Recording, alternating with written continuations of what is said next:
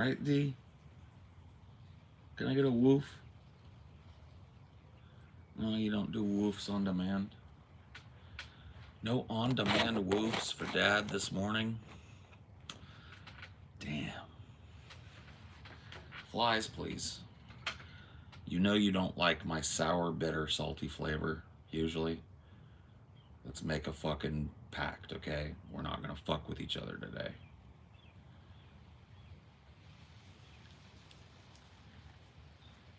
Good morning. I hope that everyone's doing okay today. Thank you, baby. Oh God, horse pill time. You told me you wanted a break to see if it makes you less nauseous. That's true. That is true. I am gonna do that today. Thank you, baby.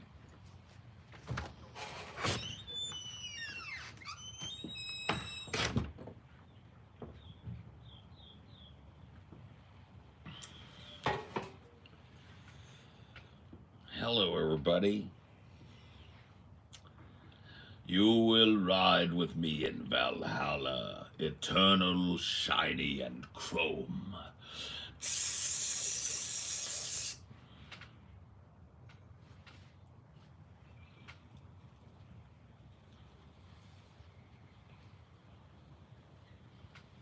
You know. A reapy-doo, a reapy-doo.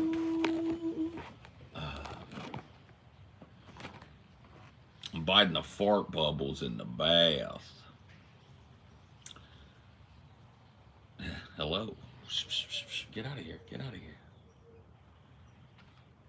Fucking flies. New Valheim update is no joke. I haven't even played Valheim yet. I'll have to check it out. I got so many fucking video games going on right now at the same fucking time. I'm playing Star Citizen. I'm playing fucking Ghost of Tsushima.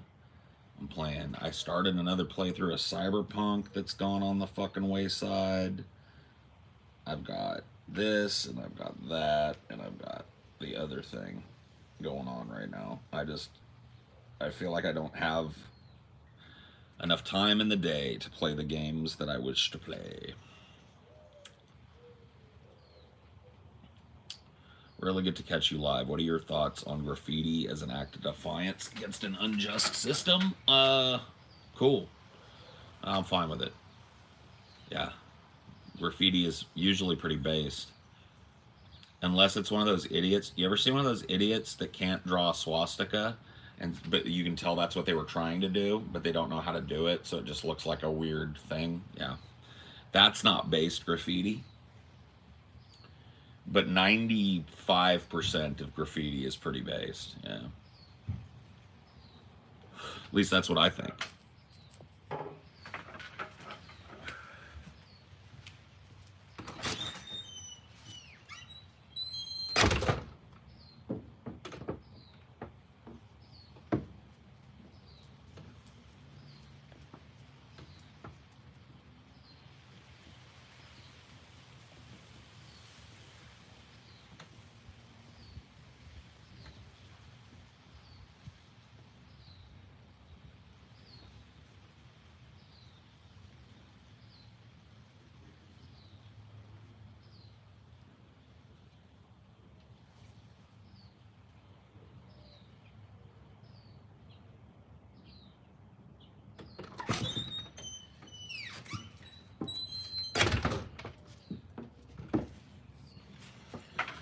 Wow, sorry about that, guys. I had to go grab my water. I also need to wind my watch and set my time.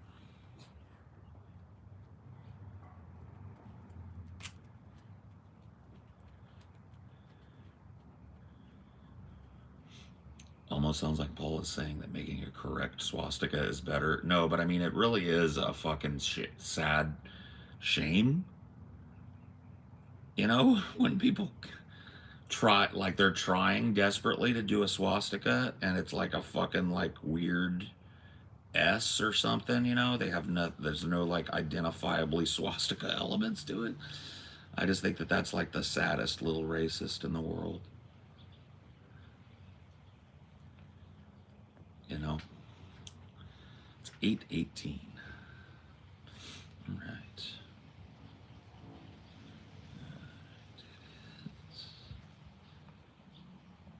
8:18. Beautiful. Yeah, eventually I want to get like a watch winder, maybe like a 2 or 3 bay watch winder, so I don't have to like reset my watches all the time.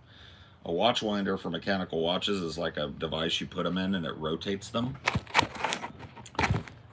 Like it rotates your watches and it keeps there's a little arm on the back of the watch. I showed it to you one day on my Xeric that as you move your arm around, it slowly winds the mainspring, the mechanical mainspring. But if you take your watch off and you wear another watch for a couple of days, you come back, you have to reset your watch. How expensive is your watch? This watch cost me, I want to say around $320. Mechanical watches tend to be pretty expensive, like in the hundreds. But this is a micro brand watch. This is a brand based out of Berlin called Sternglass. They make Bauhaus German style instrument watches. And so I really love these. It's called a micro brand, right? I do not have an Apple Watch. I don't like smartwatches. I've never understood the desire to read your emails on a watch. It's like, I don't know.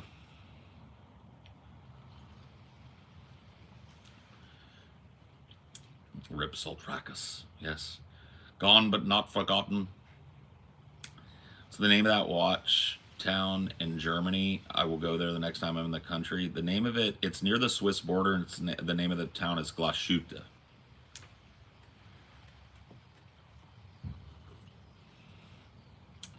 It's the most famous watch town in Europe.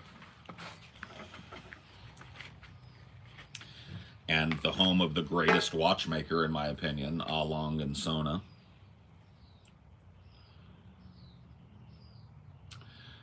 Yo, whatever happened to that dude that gave you like half his paycheck every stream? Naughty Priest still chills, man. I don't think it's half his paycheck. I think that's kind of the point. I think it might be half my paycheck, but I don't think it's even a fucking % of his paycheck. Watches are uncomfortable to wear. No, not for, I mean, I guess for some people, yeah. If your watch doesn't fit you properly, it's uncomfortable to wear. If a watch is not well made, it's uncomfortable to wear. Cheap watches are uncomfortable, typically.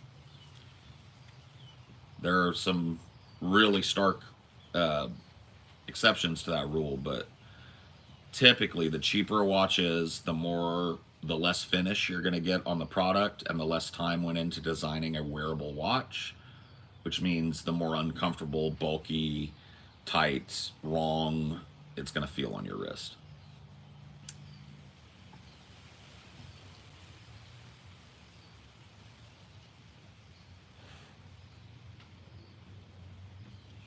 What's wrong with an adult watching cartoons outside of obsessing over them?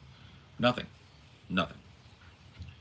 If you're not obsessing about them, if you can like go a whole day and not worry about it and not reference like Minions or Inside Out or Encanto or any Disney property, and you can have like a political conversation all the way through without bringing up Spangbab or any of these others, you're fine. Yeah, I don't care what you watch. It's about what you talk about and how you present yourself. That's the problem I've always had with young people remaining obsessed with kiddie cartoons, Pokemans and Spangbabs into their like 20s and now 30s. Got like 30-year-old men out there like, that's like when you summon a Bulbasaur and it evolves into Ivysaur. Bulbasaur. You know what I mean? And you're like, they're 35 and you're going like, that's what I got a problem with. Minus the obsession, fucking watch whatever you want.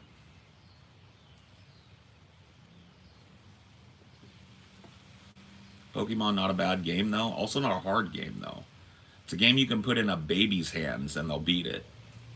So I'm a kind of guy and I'm not trying to, I need a challenge to a game or I won't play it. And it's a baby's game. It's made for baby's first game. You wander around in the grass and a Pokemon comes out and you throw a ball at it, and if you hit it right, you get the Pokemon. It's like literally like you could face roll it.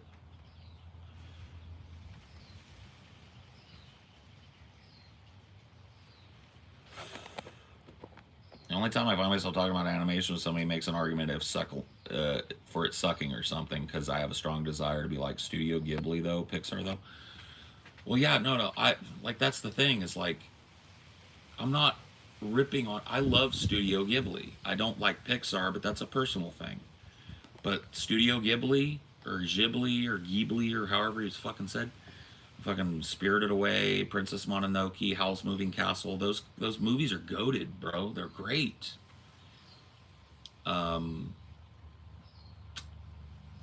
I just don't see a parallel between those and a 30-something-year-old man that's watching Pokemans all day. See what I mean? Skateboarding in your 30s is not even as lame. Like, if you're a skateboarder and you got good at it in your 20s, why not do it for your leisure time and fucking skate around and shit still? What? But like Pokemon though? SpongeBob all day? Fairly Odd Parents all day? You know what I mean?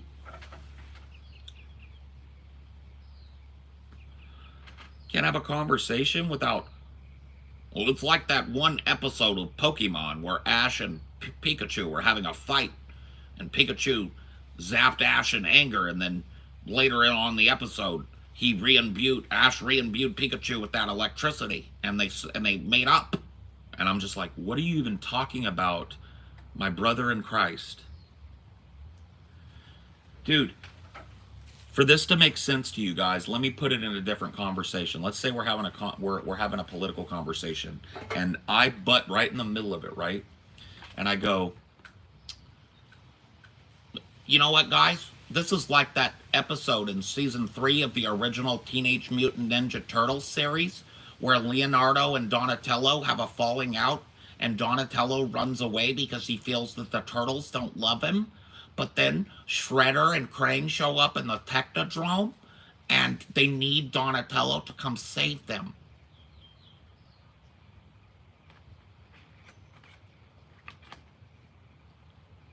You feel me? Does that make more sense now when I put it in the context of my era? So if I was a dude that literally everything in my head filtered through the kid cartoons I watched when I was 8, 9, 10, that's the kind of political discourse you'd get out of me over here.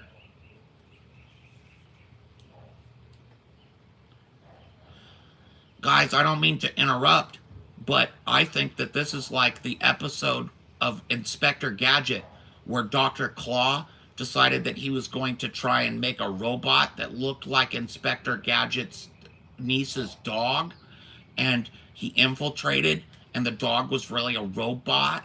But then Inspector Gadget noticed because the dog didn't wag his tail, and so then Dr. Claw was defeated.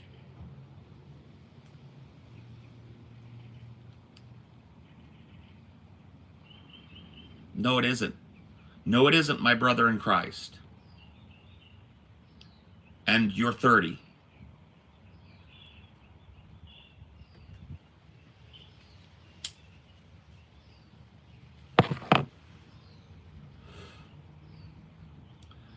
Nah, you know what? I don't blame it on the tism. Because I've talked to some motherfuckers that are fucking... If they're autistic, they're hiding it real good. But they still do this shit. Oh, trust me, guys. This is not an opinion based on like a boomer and missing. I spend a lot of time talking to young people.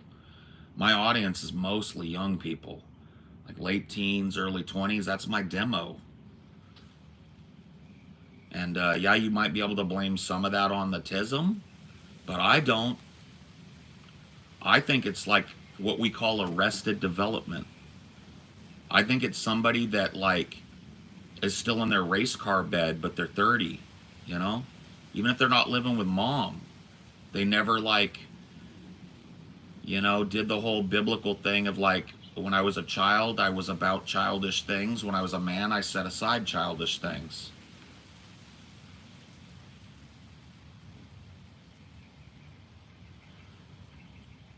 You know, it reminds me of that episode of He-Man, where He-Man and She-Ra had a crossover episode because Skeletor and the Beast Man were trying to take over the Castle Grayskull, but then He-Man didn't want She-Ra's help because he felt like he didn't need it. But then at the end, Beast Man tricks him, and Skeletor puts He-Man in a pair of chains that he can't break, and then She-Ra has to come and save him. That's what it reminds me of, guys. You know? He-Man. Are there any cartoons you do watch still? No. You guys would say that anime films are not cartoons, right? Other than that, like a Studio Ghibli film or something like that, I don't watch animation at all, really. But that's just, I don't think there's a lot, like, I came from an era where there was a lot of great adult animation, like the two that pop in my head, Waking Life and Heavy Metal. There's just not shit like that being made, so I don't watch animation right now.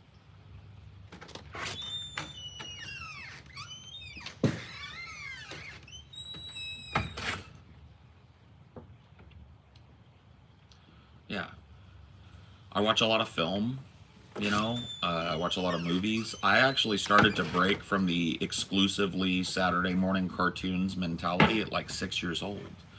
My parents were busy one day. They sat me down in front of the TV with a bunch of tapes. I popped in Night of the Living Dead, and my life like spun a different direction. You know, it's not that I stopped watching cartoons, it's that now movies were a part of my entertainment, and they never stopped. And as I got older, the cartoons diminished and time spent and the films and music increased. And that was true of every one of my friends, my entire peer group, everybody at my school. This is not just like an anecdote because I went through that, right? My friends had a very predictable and steady pattern of like, hey guys, we're 10 and we like He-Man. And then, hey guys, we're 13 and we like Nirvana. That was like what happened. And I feel like that there's like a whole generation or two now of people where that they have arrested development in that period, where it's like they get stuck somewhere between Nirvana and Pokemon, and they can't shake the SpongeBob off of them.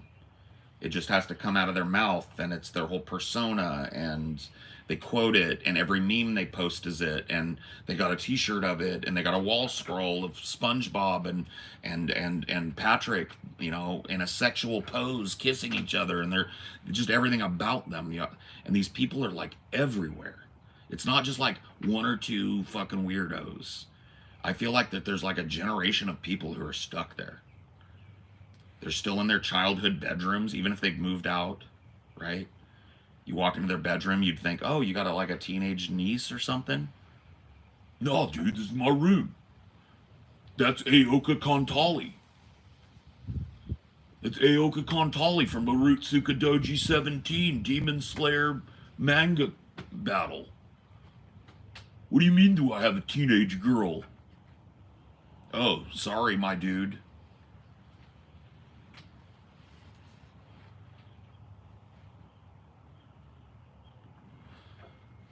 Yeah, Legos, they're like, yeah, dude, check out the Lego that I just finished building yesterday. And I'm like, don't you have work in a fucking hour or something? Like, what? Your Legos, though? You got Legos, though. That's, I guess that's cool. It's a hobby thing? No, not really. I just like Legos a lot, you know? Oh, cool. Oh, you got a little TV there. Oh, you got a little PS5 plugged into it, too. That's cool. Where's your chair? I just sit on the floor. Crisscross applesauce, man. It's like,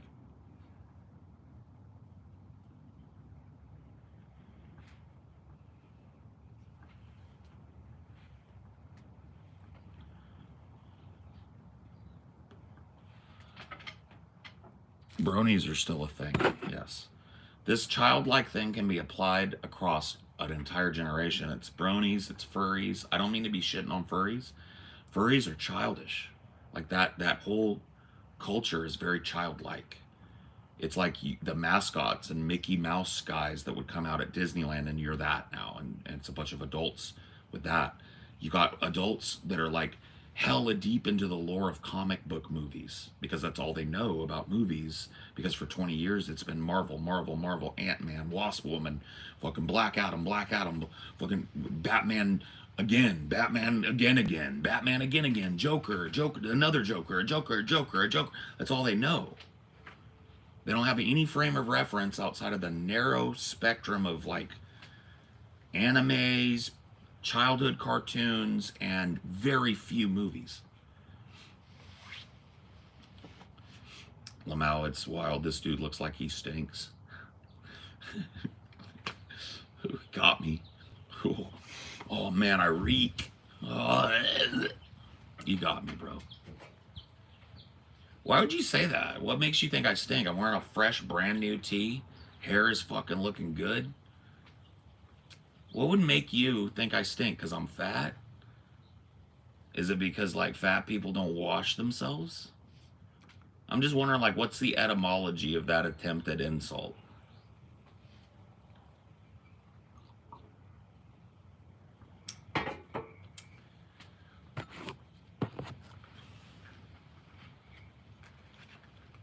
Does fat equal stinky? Is that what it is, really?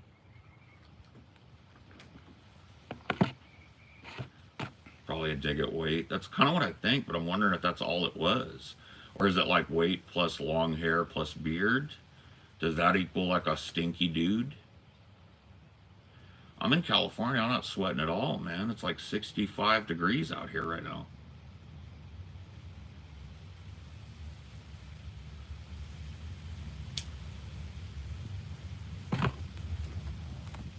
So uncharitable, my guy. Is anime childish, Paul? Some of them are, yeah. Like, what do they call it? Oh, there's a fucking genre of anime that's like the most popular one.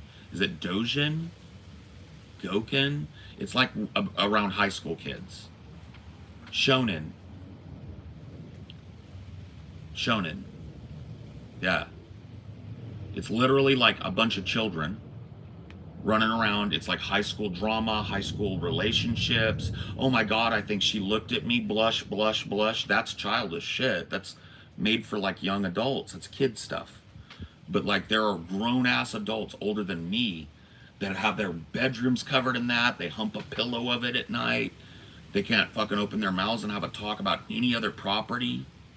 Yeah, shonen stuff. Dude, that's kid stuff. It's child animes. Okay? Then there are anime properties, at least the ones that I've heard of and watched, like Steins Gate, like Madoka Magica, that break that mold, right? And offer a more adult fucking experience. But like, from what I see in the anime weeb community or whatever the fuck, 90% of what they're into is shonen or shonen adjacent. I see very few people cosplaying Steins Gate. It's all these like, I'm a teenage lolly. I have a wand with a star on it. You know, and like I don't see anybody dressed up as fucking like the chick from Ghost in the Shell, from the original Ghost in the Shell.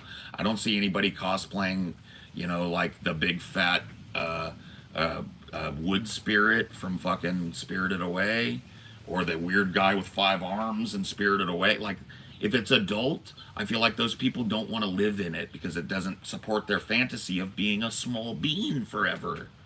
That's what it's about. It's not autism, okay? I don't blame autistic people because I know plenty of autistic people who are plenty mature and have worked really hard at it. So I don't blame autism. There is a fucking obsession in millennials, Zoomers, and it looks like alphas, at being a small being forever. Oh no, I'm a small being. Look at my room. It's pink and fluffy and I have stuffies in it. I'm a small little bean. And it's 35 years old.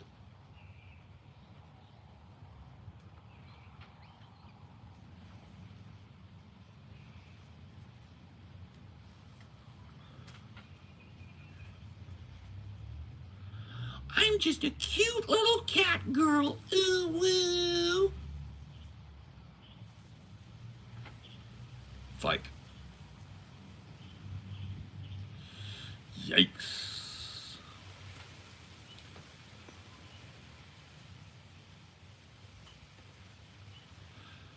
Refusal to launch, yeah. Failure to launch just means like your parents didn't get you out, but a lot of these people, their parents got rid of them quick. They just never launched. They did the bare minimum they had to do, went and got a job, and then they live in Uwu Town all day where they fucking chase Pokemans around with the other small beans. The other small beans. I'm 25 and I'm still a small bean. I still watch the same cartoons that I used to watch when I was 10. Because I'm a small little bean. No, you're not. You're a grown-ass man / woman. And it's getting weird. And it's making you not able to participate in adult conversations because you've been really focused on how you're just a small bean. Ooh, woo. I'm just a little bitty small bean. No, you're not. Grown ass fucking adult.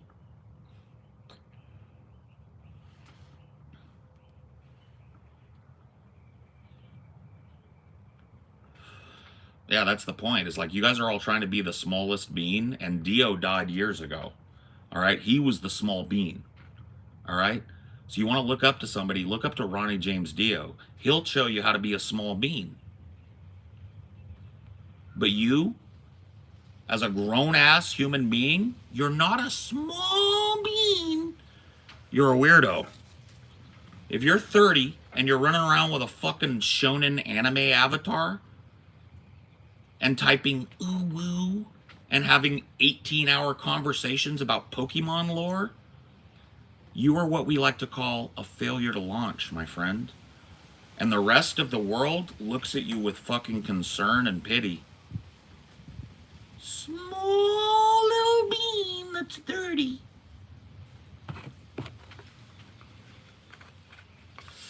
Oof.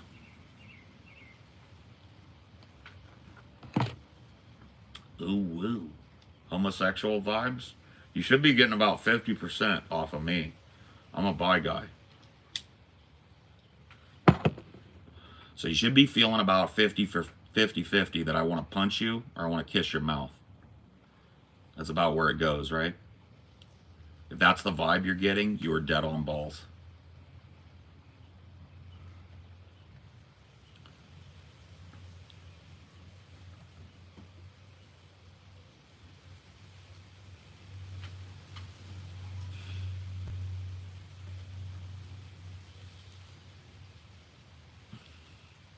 Let people like what they like. I'm cool with you. Dude, I'm cool with you liking that. I'm cool with you being a small bean. But when you come to talk to me about something adult and you want to like use Sakai Tonayuchi from the shonen anime High School Girls Need Love Too, I don't have a frame of reference with you. I treat you like a child. I pat you on your little head, and if you keep doing it, I ban you because I have nothing to say to you, dude.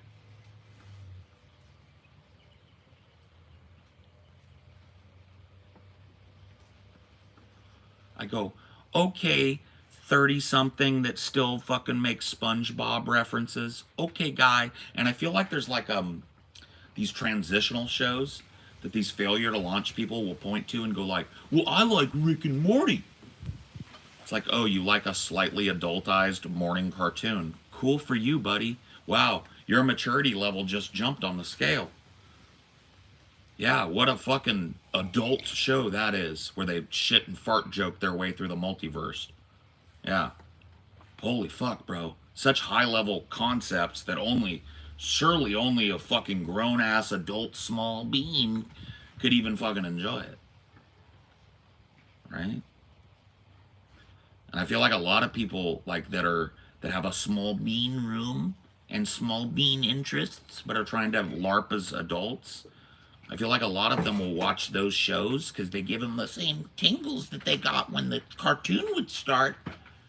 But then they can point at it and go like, they covered the multiverse. Oh. So did the comic books I was reading when I was fucking 10. You know all the shit you're into? The Infinity Gauntlet? Yeah, I owned those comic books when I was 10. It was called the Infinity War series. I owned the whole fucking set when I was 10. That shit that you meme about all day was shit that I got over memeing by the time I was 12. Because it was old.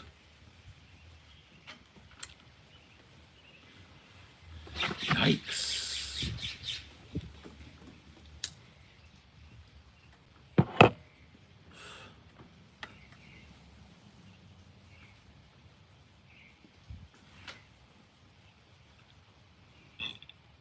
How do I debate you on here? You're doing it right now, bud. Type in the chat. And if you're reasonable, I'll agree. And if you're not, I'll roast you. That's the way it works. You don't like it? Swipe up. There's some idiot doing something for children somewhere that'll probably make you feel like a small bean. Paul, what rubs you the wrong way with the Pixar movies? The way that the look of them hasn't changed in 30 years really bothers me. Like the way that like one Pixar character could just be dropped in another Pixar movie. The exaggerated mouth movements. Hey everybody, I just woke up. Is it time to get some coffee yet? Ooh, coffee. Time to drink some coffee. Ah. That shit. That shit. It's that. I can't watch it no more, man. It's the same. It's been the same shit for 30 fucking years. And everybody wants to go, man, it was so sad when Wreck-It Ralph got fucking... And I try and watch it, and it's like, my name is Vanellope Von Schweetz. Ding, pew, pew, pew. And I'm like, I'm watching Looney Tunes.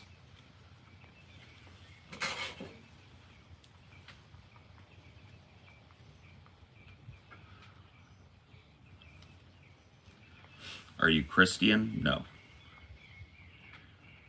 How often do you encounter this? All day. All day in my line of work. All day. Right in here, there's 5 or 6 of them chatting. Just look around. All day. All day.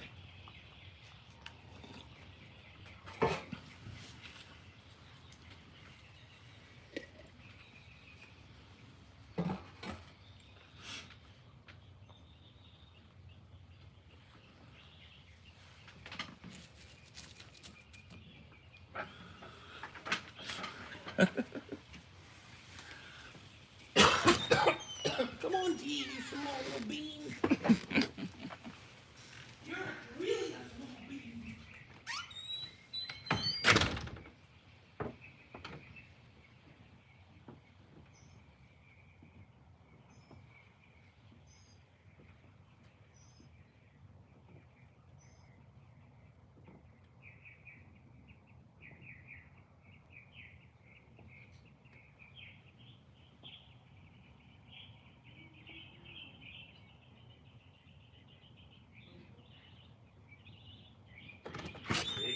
But you're a very small bean.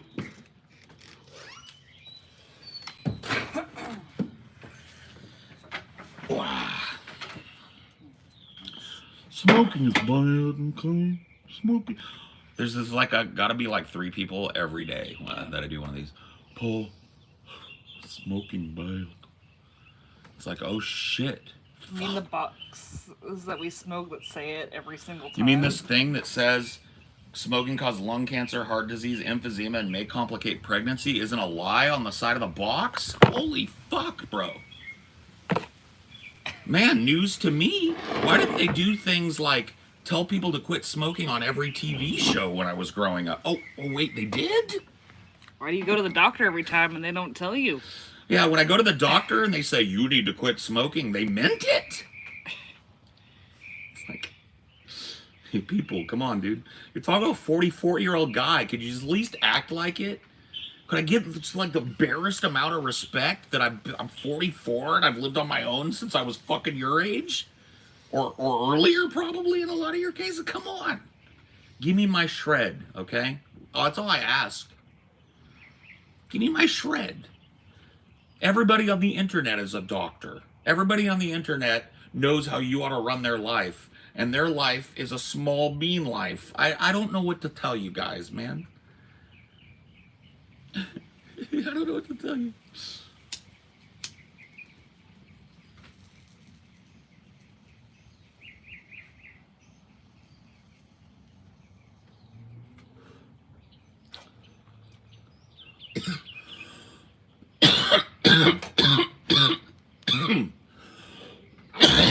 I haven't seen you since DP. How's it going, man? I missed you. I'm here. I'm here and I'm still doing it. You're here and a little queer. Here, half queer. Don't drink beer anymore. Don't eat steer. Kind of like pescatarian now, I guess. But nothing else has really changed. Still salty. Still fat. Still a leftist.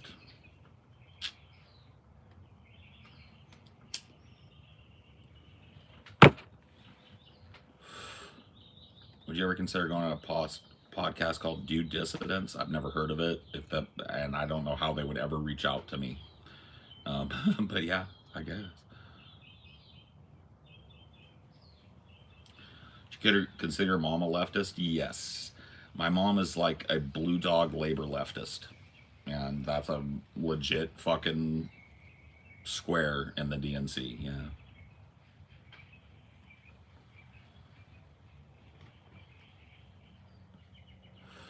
They're still way more correct than Bosch. I know, but I don't need to be reminded of it. Thank you, though. I'm aware. I'm fully fucking aware. I've been aware.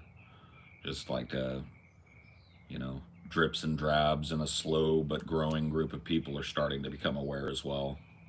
It's always an interesting time when you make a call fucking 3 years ago, you get called a retard, and then everybody starts to realize, uh-oh, he was right. It's an interesting time because people that you'll recognize as people that have antagonized you will all of a sudden be asking you like good faith questions and slowly but surely going like, yeah, you're kind of right on that. It's like everything moderates a little bit because people have to somehow correct it. They were wrong. Oh, maybe I ought to say something, you know. It's not a thing that I've gone through since my 20s. Like, I learned in my 20s to just say what I feel and to listen to my fucking intuition and my political prescriptions and stuff. And it's so much easier living that way. I'm fine. I have changed my mind. I mean, it's completely open to having my mind changed on tactics or history. If I'm wrong about something, I love to correct myself. But when it comes to like how I feel, where my center is, it doesn't have to change to fit this evolving narrative because I was wrong and now I'm right. I was just right, you know. I was just correct this whole time, and it'll take people a little longer to come around to that. I think it'll be after this election, honestly. And it'll be pretty fucking sad to watch, but good to watch because it means that people are becoming aware again. But then it all starts again, right? It all fucking, the younger generation comes up behind, everybody starts to forget again, things get comfortable. It's like a cyclical thing. Thoughts on the current economy? Propped up house of cards, waiting for just a fucking stiff breeze to blow the whole fucking thing over, just like in 2008. God, you're so high on yourself. Yeah, dude, I am. High as fuck on my own farts, bro. No, I'm just correct. I mean, you ever been correct? Does it make you high on your own farts to say, I'm correct? Who should you vote for? Whoever you fuck you want. Not gonna make a difference in your life, so stay home, go to the polls, bubble in, fucking write in Mickey Mouse. I don't give a fuck. Nothing's gonna change as a result of it until you and your generation hit the fucking streets. Until that happens, you may as well just keep shifting around fucking deck chairs on the Titanic, pretending everything's fucking right. Pretending it's all gonna soft land somehow when it never has in history, and you got nothing to point to fucking like back that position up other than your own personal cope. It gets bad.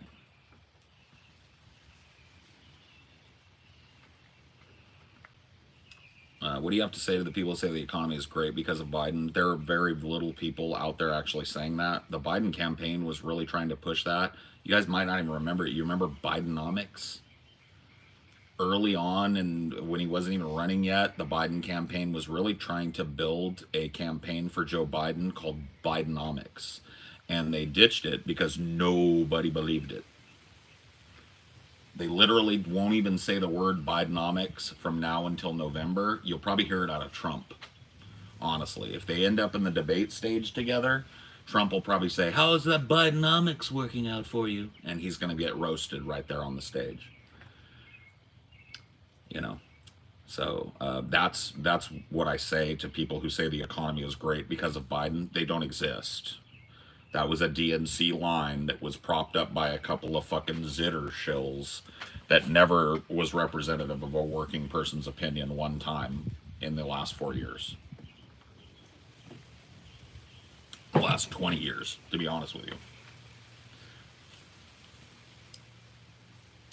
Hey, Paul, how's your day going? It's going pretty good, man. Sun's out.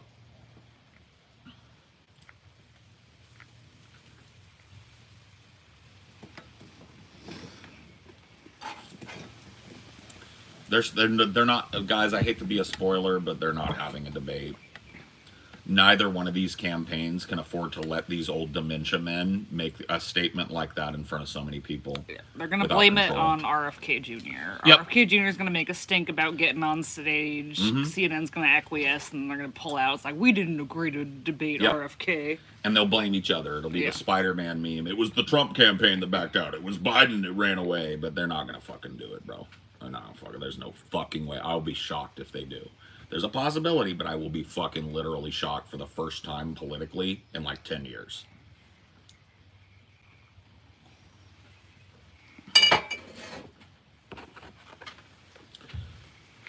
Joe can't even... I know. He can't finish a sentence. You can't understand half the shit he's saying. Trump is a sweaty, disheveled mess. Neither one of these campaigns has a fucking thing to gain from putting these old, sweaty, dementia diaper fillers in front of us to, like, see how bad they both are. It's gonna just, like, it's pointless for them to do it, so they won't. Trust me. Yep, RFK has just enough support to make the claim that he deserves to be on the debate stage. Just enough. In the past, he would have been. In the past, RFK Jr. would have been up there. So he has every right to claim a spot. I think he deserves a spot. I think he should be up there. I don't think he would do well, but I think he deserves his spot. And I think Amelia's probably right. That's going to be the sticking point. We agreed to debate each other, not this fucking yokel. Blah, blah, blah, blah, blah, blah, blah.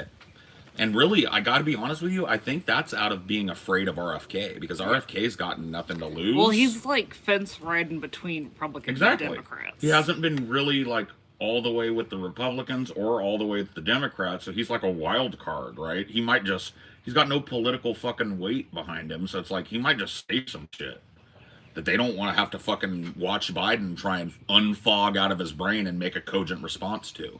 They want it scripted. Biden is fighting super hard to have Trump muted while he's speaking and vice versa, so that Trump can't ask him a clarifying question or make any kind of quip. They can't handle RFK on the stage. They can't.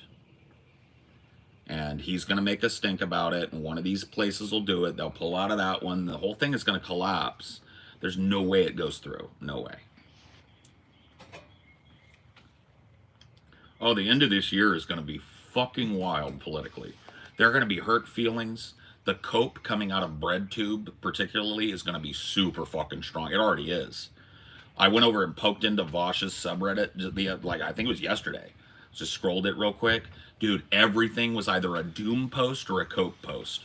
Everything. It was like, guys, Biden is trying to lose this. 192 responses, 70,000 upvotes. The next one will be, guys, stop doom posting. And you open it up and it's literal cope. Like, Biden's not that far behind in the swing states, and this could change, guys. And like, oh my God, bro. And that's just going to intensify as the cognitive dissonance that's at the core of their fucking political prescriptions comes home to roost. And they have to find a way to be right while they're so stinking wrong that everybody can't fucking, like, they can't hide it. It's going to be fucking awesome, guys.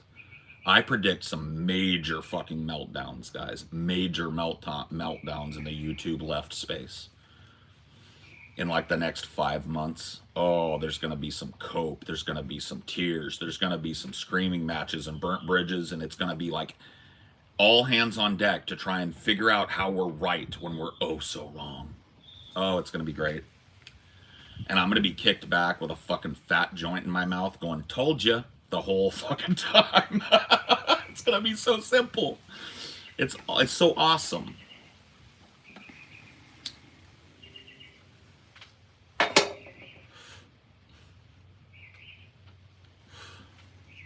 Maybe people will learn to not put their eggs in their electoralism basket. They will not. That's the funny thing, is that these same clowns, jokers, and cast of fucking Keystone Cops will be back the next electoral cycle making the same argument. We got to stop the Republicans. We can't afford to lose this. I know the Democrats suck. I know they're basically Republicans, but you got to admit they're 1% better on this one issue and that issue, and 2% better over here. So we got to do it again, guys. We got no choice. The material conditions aren't right for us to fucking get out of our DX racer chairs this cycle. We gotta let the world burn another 40 years. Come on, guys. Gotta do it, man. It's the base thing to do. It'll be the same shit. Quote this. Clip this. Save it somewhere on your hard drive because you're gonna want to play it back in 2025. And 2026.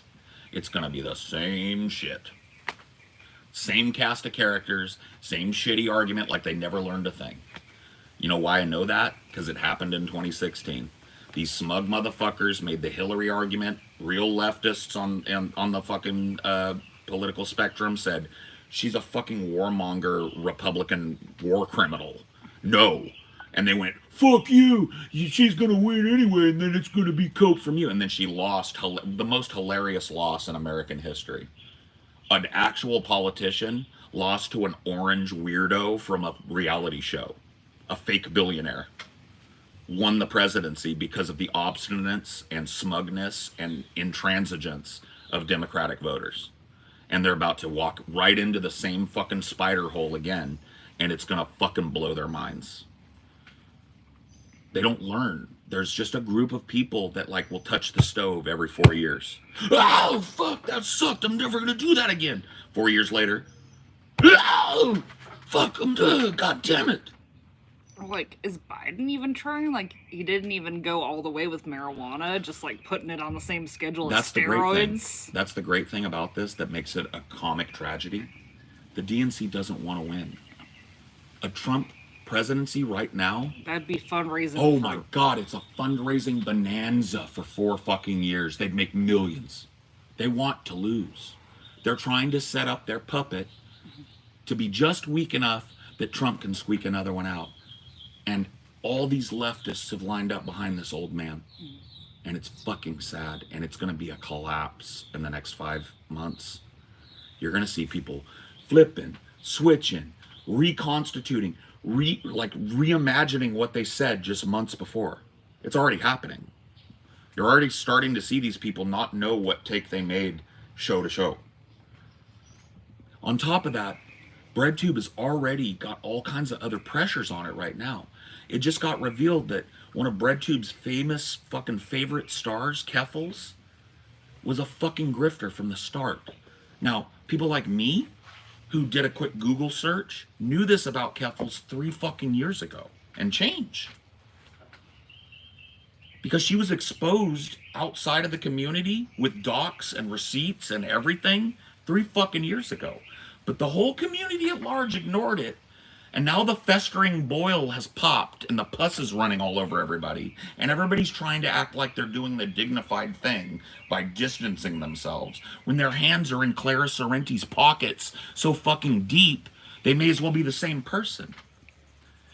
I don't have that problem because I don't hitch my wagon to fucking weirdos who act suspect, who dox people, who act like small beans. I don't hitch my wagon to those people. Those people are unserious. So I don't have to make a "we need to talk about Keffels" video like Demon Mama made.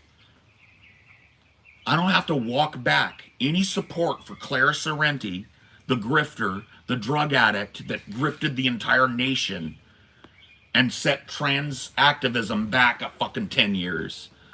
I don't have to, because I never said one word of support about the woman. Because I knew better.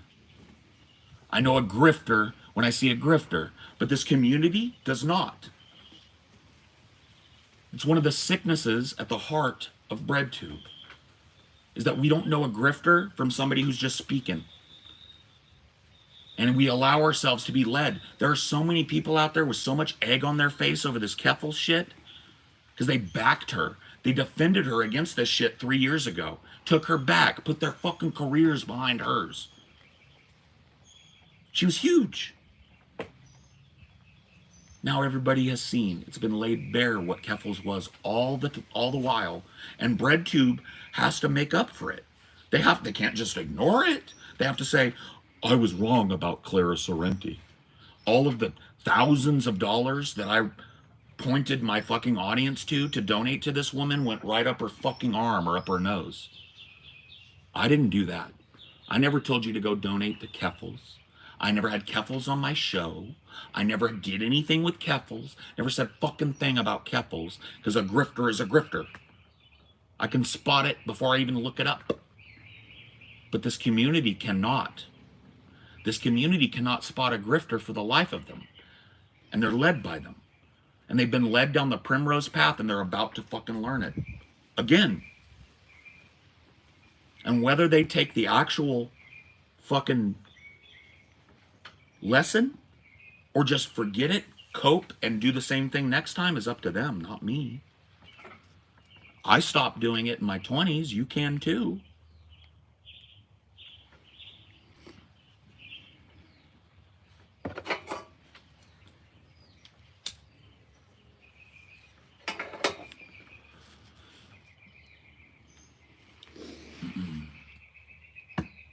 What other BreadTubers do you think are grifters? I think most of the top structure of BreadTube is grifting their audience. So Vosh, Keffels, obviously, Tipster, that fucking dork, and I'm only aware of him through the fucking Keffels drama and shit. Vosh for sure, Hassan, Piker. Tipster has his fingers in like a dozen I know. things. He's just a drama monger. But that's what a lot of these people have become on LeftTube. They're not even really political commentators anymore, because it's just a cyclical, like, community drama thing. Oh, this person got canceled. I'm taking their back, or I'm disavowing. Oh, no, they're back. Oh, God, everything's cool. We've mended fences. Oh, burned bridge. Oh, this, that. And that's all it is. You know what happened? It's entertainment disguised as politics. It was Twitter celebrities that became, like, being good on Twitter doesn't translate to being good on YouTube. Look at Cat Turd or whatever the fuck. Or that lady that's libs of TikTok. Yeah. You get her in public and she can't even speak. Yeah. You ask her something like, what is woke? And she goes, duh, it's I don't know, what do you think? Like, I feel like half of the people that follow Keffels and Vosh only follow their hot takes on Twitter. Yeah.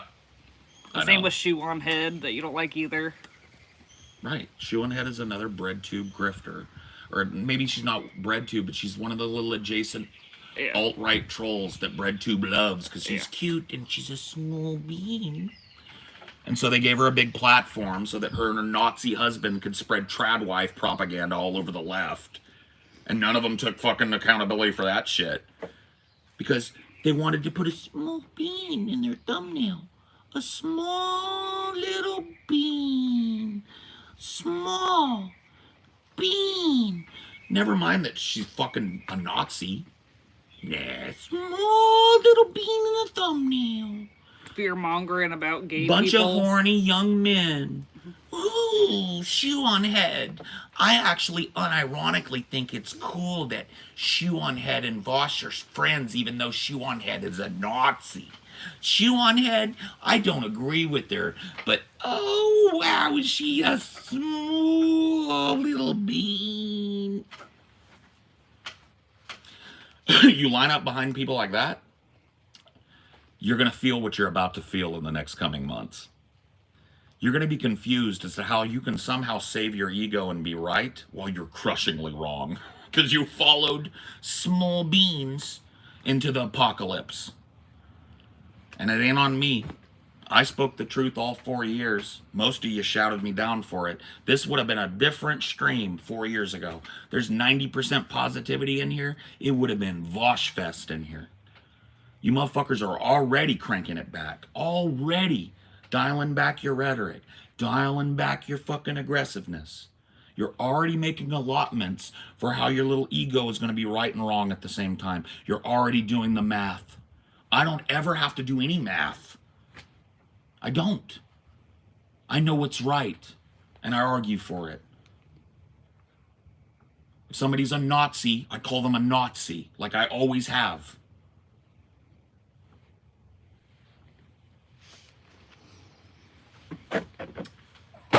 These flies just don't leave me alone, man. You're too sweet. They're addicted. Like I said, you are too sweet. I'm addicted to you too.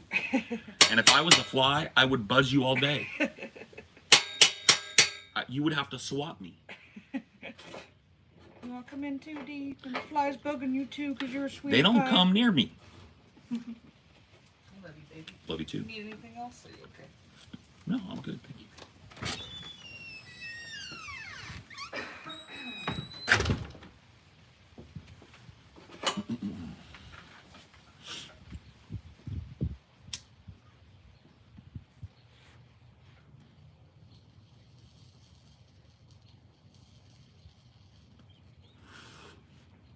Yeah, this is not a Vosh diss. This is a YouTube popular leftist diss. And the people that watch them diss, too, that have suddenly disappeared now that I'm right. If I was wrong, like I said, if this was fucking 3 years ago when I was making this same talk, there would be no positivity in here. It'd be lost in the sauce of Vosh ball washers. Oh, Cope, man. How do you feel now? Biden ended child poverty, Lamau. Oh, Cope. This guy doesn't have a plan. This guy's a whole fucking ideas. Just don't vote. What a loser. Paul's a child. Paul's immature. Where are all those motherfuckers now that Joe Biden is a fascist fucking genocider? Nowhere to be seen. Back in their hidey holes, really doing the math in their head, trying to figure out how they're going to couch their arguments from the past to make them right now. That's where they're at. They don't have time to come in here and hear truth anymore.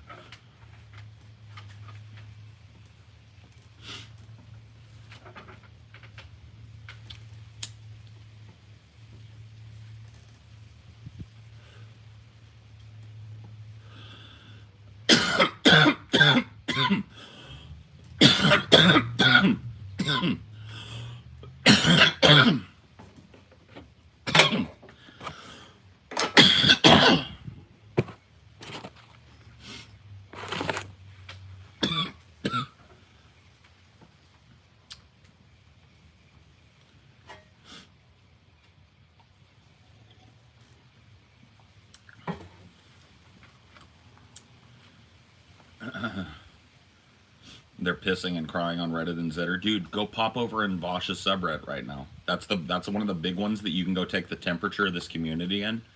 Dude, it's like fucking... It's like bipolar disorder has been personified over there. It's like half people going, fuck, we were wrong. Biden's gonna lose. Fuck, Trump's gonna win. Oh God, what are we gonna do? And like half people going like, he's not gonna lose, guys. Still the right thing to do. Biden can win. We gotta stop dooming. We gotta stop dooming. Oh my God, Biden's gonna lose. We gotta stop dooming. It's like a fucking like... Go look. You don't have to take my word for it. Go right now. Take a quick break. I'll be here when you get back. Go take a peek. I'm not making it up. It's all cope. 24/7, 365 cope sesh, and we're fucking months out from the election? Oh my God, it's just gonna get worse. It's just gonna get crazier.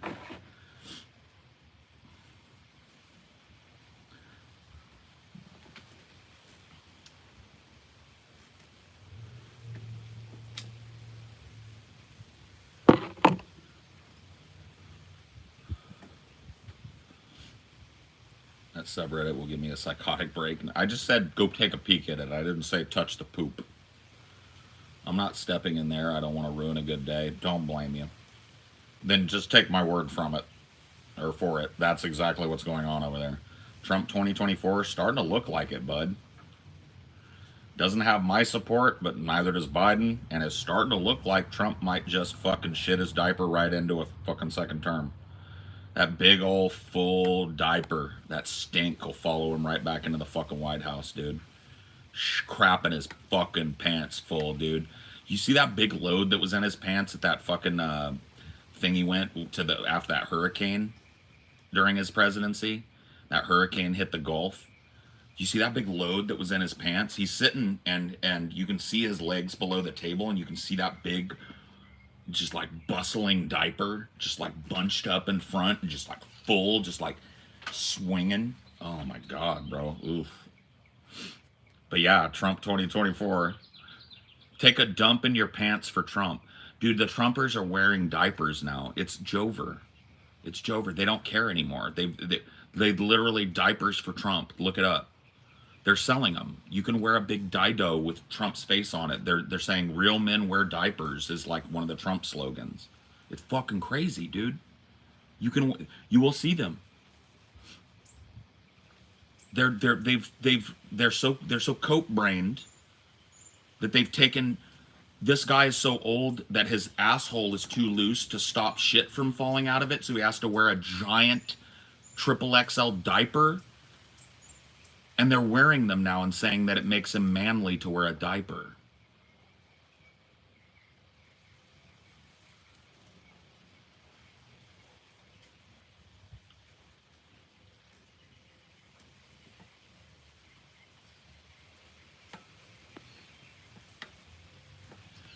Same people ripped on Joe for dementia. Yeah. Yeah. Joe's crapping his pants too. Joe's fucking gone. Neither of these sides wants to admit it. You saw him in here. Trump 2024. Dude's got a dump in his pants, and he's wearing more makeup than a drag queen. He looks absurd. He's orange, and like he just stops painting right here. So it's just like an orange face around the eyes, too. So he's got like these white raccoon eyes, orange paint all over his face, big swinging dump in his diaper. And these people are like coping with it. Instead of going like, what are we doing? They're going, Trump. I guess a guy with a dump in his pants and fucking 8 pounds of pancake makeup on his face can win. So, Trump? Yeah. Oh, wait. We got to put on a diaper now to support Trump? I mean, I guess so. Give it, Trump. You got a diaper on now. Trump? And let me tell you who's sadder, if it's even possible, Biden supporters. He just has a stutter, man. That State of the Union was fucking amazing, bro. People are just making fun of his stutter. He was real lucid. He's gonna fucking, eventually he's gonna stop the genocide. Even if he doesn't stop the genocide, though, you know, Trump will probably do it worse. So, you know, Biden is okay. No, Biden, people... He's not that old. Maybe he's old, but like, that's even sadder to me than the people running around wearing diapers, because those people might be even just be memeing, but the fucking Biden people, they're true believers over there. Just like the fucking Ween retreats over the course of the years, right? So it's like, Biden is way better, my dude. Biden just ended child poverty, my dude. Oh, Biden ended child poverty for a time. My dude. But he ended Afghanistan, my dude. No more wars, my dude. All right. Biden is sending a bunch of weapons into a hot war zone. But Slava Ukraini, my dude. Wait. Biden's sending a bunch of hot weapons into a war zone again, but this time it's brown people getting killed. That's, my dude.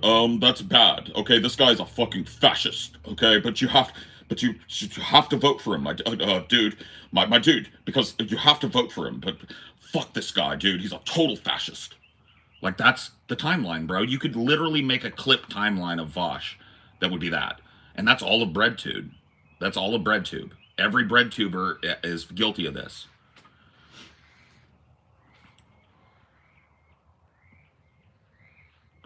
Your anti-Biden rants aren't much more valuable than their Biden obsession. Dude, you are going to get splintered in your ball bag humping that fence, bro. The enlightened centrists, you're both wrong. No, not going to let you get a point on that, buddy. I hope you're wearing a cup, because you're going to get splinters in your taint.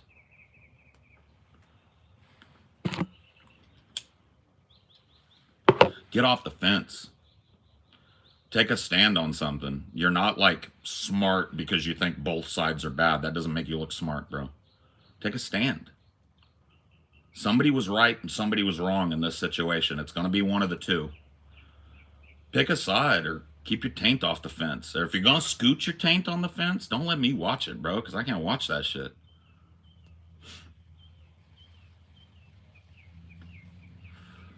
Dion Pryor supports a one-world government based.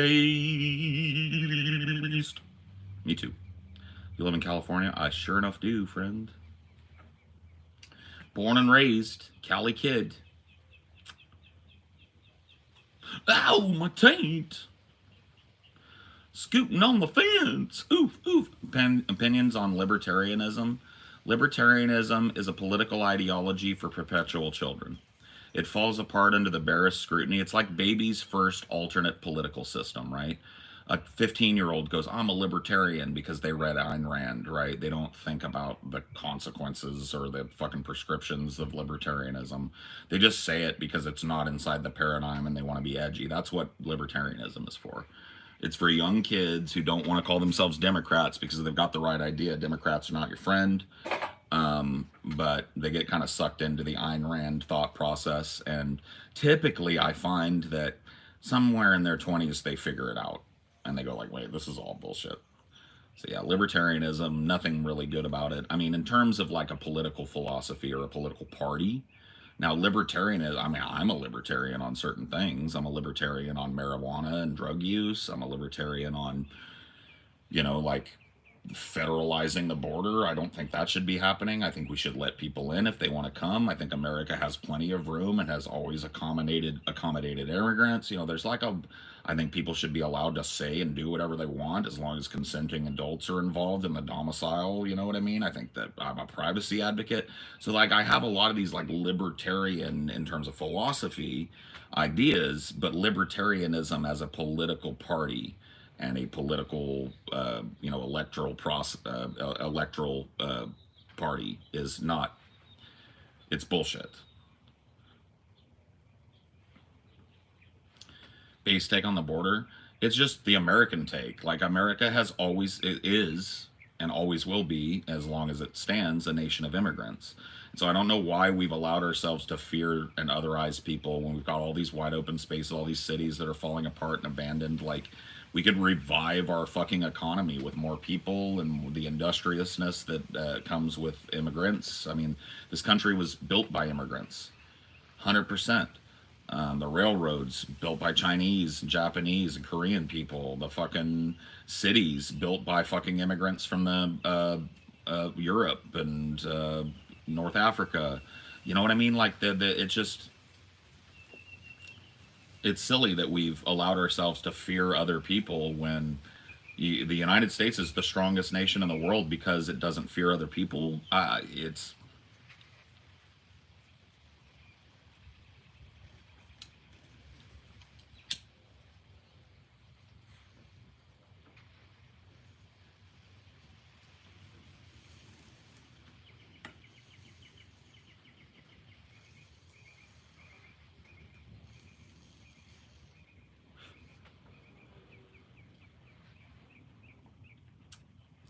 Yellow-breasted warbler.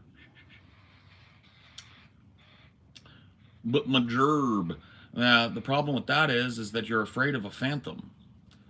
People will say, Mexican immigrants are stealing our gerbs. And then Mexican immigrants come here and do things that fucking white people would never dream of doing. Like pick an entire fucking field of cotton for pennies. It's just retarded. They act like what? Like a dude is jumping the border and he's taking your job as an accountant or a janitor or something at a school district. It's just not true. You know, so it's just more propaganda, and this is why you don't trust political talking heads of any stripe, whether they're politicians or media figures or vloggers. If you're dealing with a snake that's invested in the continuation of an exploitative system, you're going to end up with a bloodbath at the border, the climate in shambles, otherized LGBTQ people, despite who's in office, war, famine, destitution, exploitation of the third world. All these things are going to continue so long as you allow yourself to be led down the primrose path of fucking slow incremental change, because that's fallen apart too. The end result of any slow incremental change when it comes to positivity in a government should be that children do better than their parents, always. And that is not true for the last 2 generations. Gen Z is poorer than their millennial parents. Millennials are poorer than their Gen X parents. It's the first 2 generations in American history that's true. So the slow incremental change argument has fallen apart, but people are still making it. They're still making it to justify getting you to throw your money and support behind the DNC, even though the writing has been on the wall for fucking 30, 40 years at least. I don't know what to tell you guys, man. I wish I could come here and pat you on the head and say everything's okay, just vote for Biden, but it isn't. Biden's going to ruin this planet. The Democrats are going to ruin this planet. The Republicans are going to ruin this planet. The people are the only thing that imbues a conscience into the political system. We are the conscience of our government. And we've been asleep at the wheel. We've been watching Skibbity Toilet and Squid Game. We've been obsessing over the ending of Lord of the Rings and ending of fucking the new Harry Potter show on HBO. And we're fucking obsessed about this. And we're obsessed about all this fucking nonsense. We're asleep at the wheel. The conscience of the American government is asleep at the wheel. And has been for 30 fucking years, at least.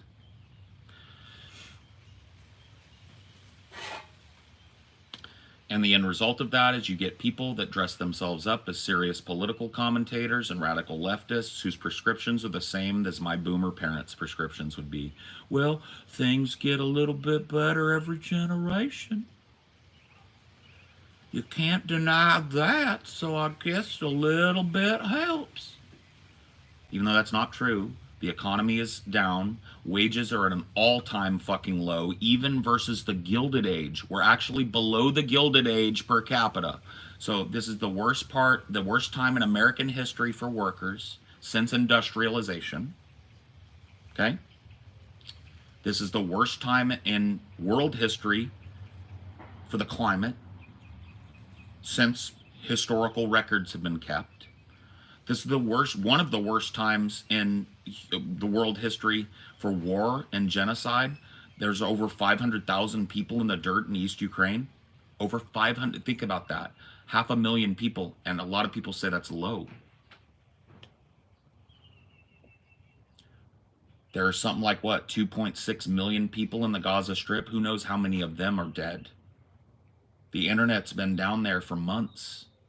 All of the fucking journalists have been shot, killed, or expelled. The only numbers we have are the numbers coming from the people perpetrating the genocide. How forthcoming do you think the Nazis would have been if you asked them how many Jews they'd killed halfway through the Holocaust? You trust those numbers? I don't. But those numbers are staggering. We're talking about 20,000 children. We're talking about 30,000 to 50,000 human beings snuffed from this planet. And it's happening right now. As I'm talking to you, comfy in my backyard here in California, shells are falling on Rafah. Bombs are falling on Rafah. Incursions are happening into Rafah, the last place of refuge for Palestinians in the Gaza Strip. People are living in tents, starving to death, and they're being shelled by tanks and artillery and mortars. As I talk, not theoretically, maybe tomorrow, now. So this argument of incremental change making the world better is bunko. And anybody that's still pushing it is a pimp.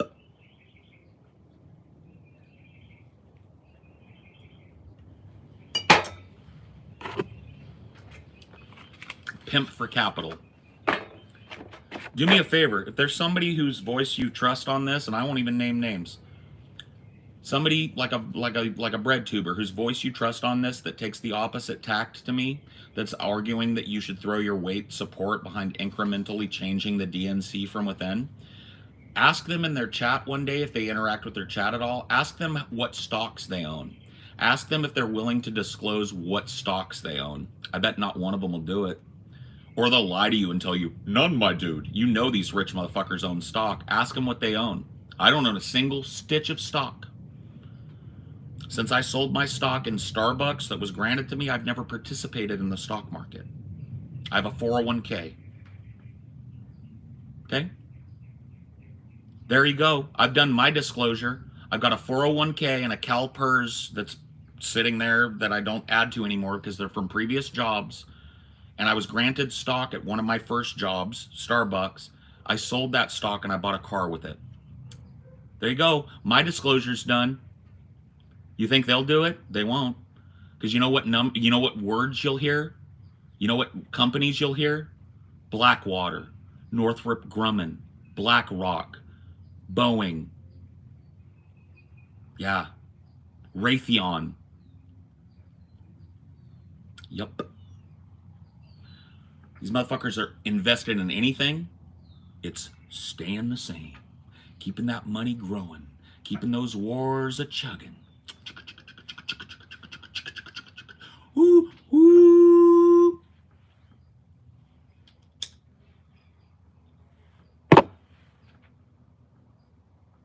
Well, yeah. Well, yeah, that doesn't bother you?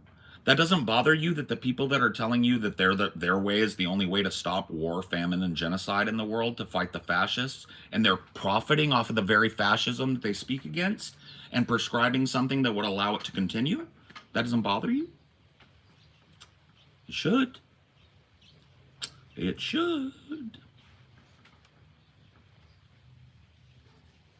Blackwater is a private company. You can't buy their stock. I stand corrected. Like I said, I don't play the stock market. That doesn't bother. I just asked if that bothered somebody, and they said, not really. You might be a dunce then. Tell me you're an idiot without saying the words, I'm an idiot. Cool. So the people that are giving you political prescriptions and telling you to do the least amount of shit possible, right? And they're profiting from the way things are right now, and it's staying the same. You don't think that's a problem and a conflict of interest? Ask your favorite lefty streamer to talk about their stock portfolio and watch them clam the fuck up and come up with some privacy excuse. They won't do it. They won't tell you.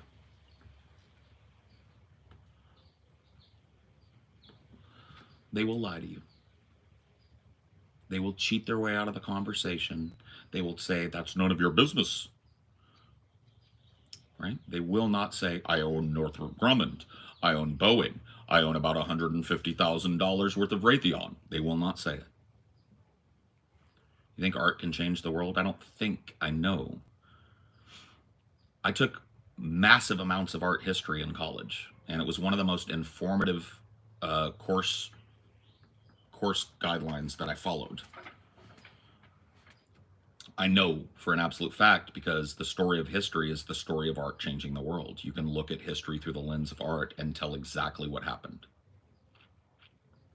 So yeah, I don't think I know, because I'm aware of history. I'm a student of history. I know what the people that came before me have done. I know what mistakes they made, and I try and make my prescriptions a lot for that. I'm not a historical illiterate. I know my history. You're my favorite lefty podcaster, so can you show me your stock portfolio? Yeah, I can. It's just that I don't have one. Yeah, I just disclosed my entire interaction with the stock market to you about 5 minutes ago. I'll do it again. Maybe you just joined. I worked at Starbucks. I was granted Starbucks stock as part of my employment contract with Starbucks. I sold that stock in 2006 and bought a brand new car with it. I have a 401k from that job. So that retirement plan is wrapped up in the stock market. And I have a CalPERS plan from my job at the school district that I'm not adding to it. I don't manage it. It's sitting there. So that is my involvement in the stock market.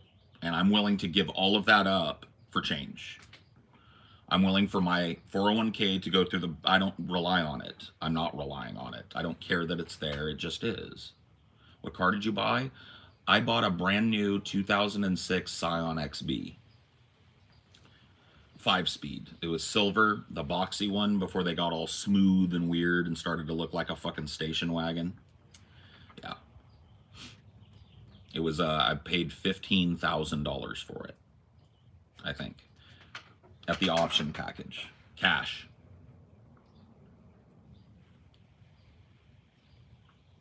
I have no bonds. I have no government investments. I have no undisclosed investments. You guys know what I have. I have a bank account. That's where I put my money. I don't add money to the stock market. I don't play the stock market. I didn't buy one bit of crypto during the craze. I have no portfolio, no digital wallet or whatever it is you put your crypto in. I have none. Nothing.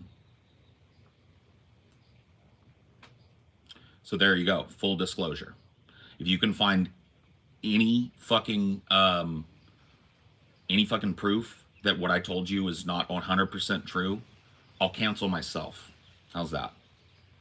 You can provide me documentation that I own a bunch of fucking war stock and that I'm adding to it, you can cancel me.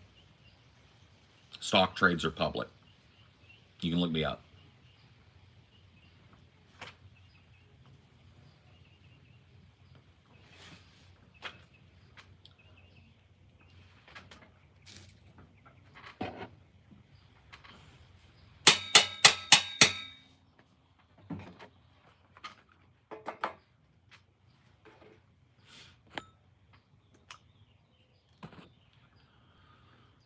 I'm willing to do that.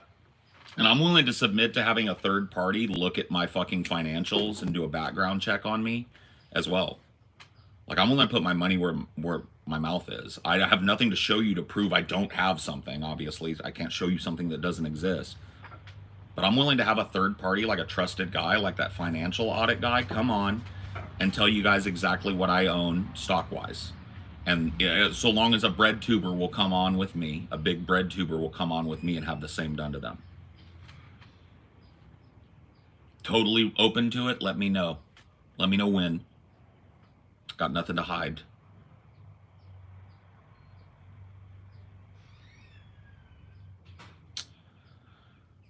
Guarantee nobody's going to take me up on that offer. Because none of these big rich motherfuckers that are claiming to be leftists and telling you vote for Joe Biden want you to know that they own the stocks that are ruining the world. Oil stocks, oil futures, day trades on the fucking energy market. It'd be a fucking laundry list. And that should bug you.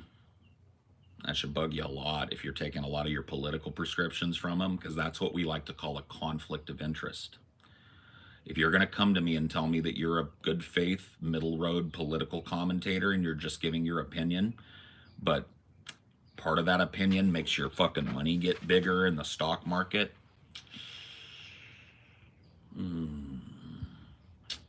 really can't trust that. Maybe you will, though. Maybe you will. That's up to you. I mean, it's your fucking life. Yeah, I don't know, though. It's an unmanaged 401k that I haven't added to since 2008 when I quit. So yeah, I don't know what stocks are being shifted around within the broader 401k program that Starbucks offered in the early 2000s. I don't know. If I'm profiting from any kind of war shit, it's completely against. I'd never hit a button saying buy Northrop Grumman. I don't know what to tell you, dude. Having a fucking little retirement plan when you work a job for 8 years is pretty much what you get. You know what I mean? What I'm saying to you is that's what I own. I have a little 401k that I paid into for 8 years, and I have a CalPERS plan, which is a California government plan that's very similar, that I paid into for 8 years. Those have sat there untouched. I don't add to them. I don't direct how those investments are made. They sit. They're part of a broader program that encompasses all of California's educational employees and all of Starbucks' employees. So, yeah, that's my full disclosure. I don't know what's in them. I'd be willing to submit to a financial audit and they can tell you exactly what. There's no reason for me to hide that because I made no decision to put money towards any of those stocks. I didn't call my 401k and tell everything on evil. I didn't do that. I just did what I had to do. I contributed to my future and fucking put some shit in my retirement.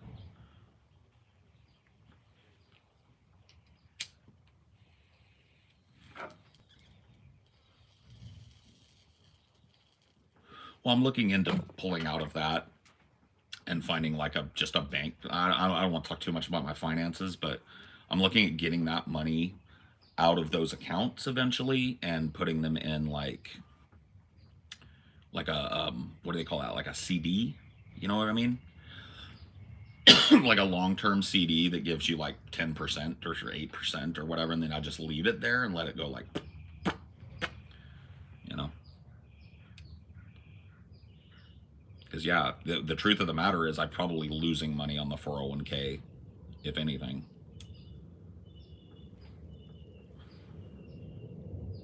What city in California? The Fresno area, so right smack dab in the Central Valley. The geographic center of California is where I'm at. How do you feel about veterans? I think that they should be their life of servitude, work, and toil should be over when they come home from war. Anybody that's sent into a hot war zone should never have to work again. That's not saying they can't. If you want to come back from war and start a business, you should be well aware that you have every option to do it. But you should be taken care of for life if you pick up a gun for this country and are sent to a war. Period. And before you call me a pie in the sky guy, we could fund that with 1 percentage point of the overall defense budget. So don't call me a dreamer because I'm not the only one, okay?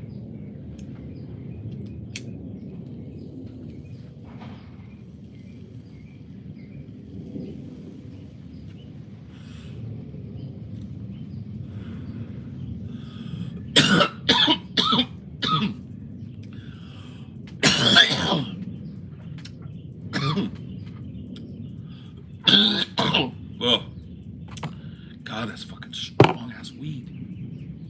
That 30% weed is something else, man. I hit it like I would. It's like the shit I smoke is like maybe 20 usually, maybe even less, 18, 17, 16. Like right in there, that's my home base, man. This 30% THC, it hits so hard in the fucking chest, bro. And it goes straight to the fucking head. Looking great today. Thanks. I appreciate that. I can't smoke weed. I projectile vomit every time. It's not for everybody.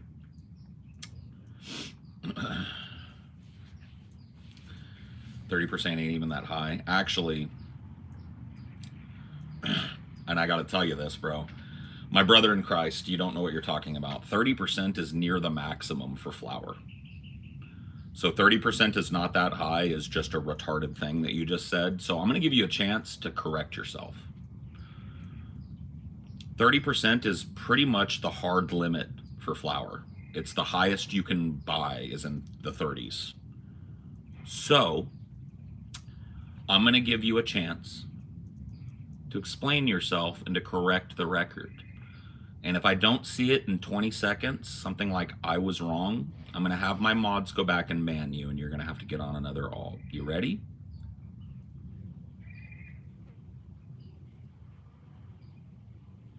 10 seconds.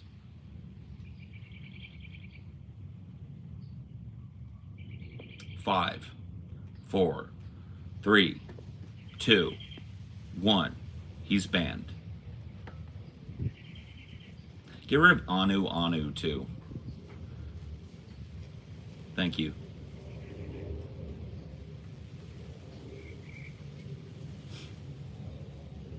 I don't like people that are confidently wrong. Confident wrongness really bothers me.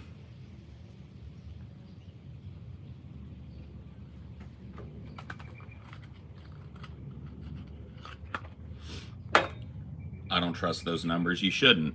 Those numbers are highly manipulable, but from the, and this is the reason I know this. I used to know people back in Washington that grew weed. Like DF or DP back then, we had to connect with a dude that was like a weed grower guy. And he explained weed to me in such detail that I will never not understand it now. He said that most brands, not all, and he gave me a list of brands in Washington that didn't, lie on their THC numbers because it's highly subjective. You can test at a certain point and have high terps, but then once you've bagged it, those terps have reduced, right? He said that 30% is the hard limit. It's not normal, it's just that is the hard limit. Anybody that claims anything over like 32% is lying because it's impossible. The structure of the plant does not support 40% terpenes. And so I know this for an absolute fact. And somebody coming in and telling me that 30% is weak sauce is gonna have to correct themselves or get banned, because that's just fucking retarded.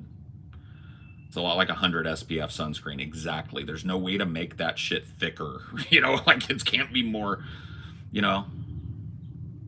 That dispensary light, it wasn't a dispensary. It was a guy that had a fucking weed op, a multi-million-dollar weed op that I learned this from. A legal weed op, not illegal, legal. He was growing it for his job. So no, my dispensary, oh yeah. You see anything above 30%, they're lying. The structure of the cannabis plant cannot support terpenes above 30%. In fact, it can't even really support 30. 30 is just like insanely fucking top, right? It's about what it gets in its most dank, hydroponic, selective environment. The structure of the plant would literally not support 40% or 50% terp. Or THC, sorry. They just literally will not happen. You can't do it. So anybody that's telling you that they're smoking on that 40% pack or whatever is fucking lying. Now, you can make weed more potent by dipping it in wax or adding wax crumble or keef to it, okay? Then you can get a fucking hit that goes higher on the THC lines because you're using concentrates now. But if you're talking about putting flour in a bowl like I'm doing right now, if there's somebody telling you that you can grind up a piece of fucking untreated, undipped, uncured flour, and you can grind it up and put it in a bowl and you're hitting 35%, they're lying to you.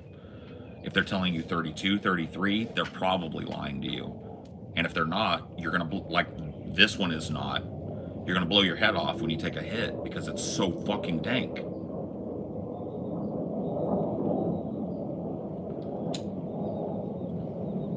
Weed class with Paul.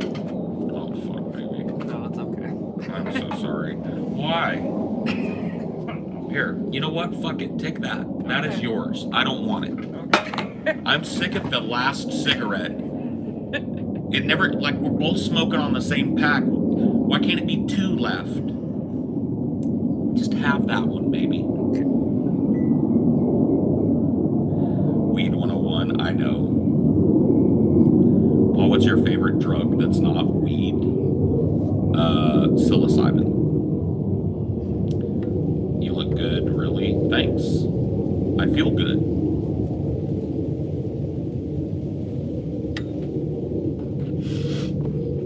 Just share it, the cig. I don't want one right now, though. I was just smoking out of fucking habit, and she came out here to fucking get a fix, and we would have had to open a whole new pack, and I don't need it.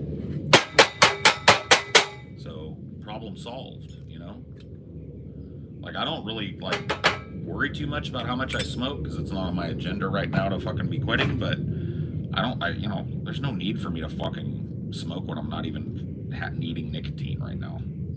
I'm not having any of the symptoms of a nicotine fit. I smoked a cigarette. I think I just finished one, like a minute or two after when she walked in. I'm good. I tend to chain smoke out of habit, especially during these, because I'm outside. I don't have to worry about stinking up the house.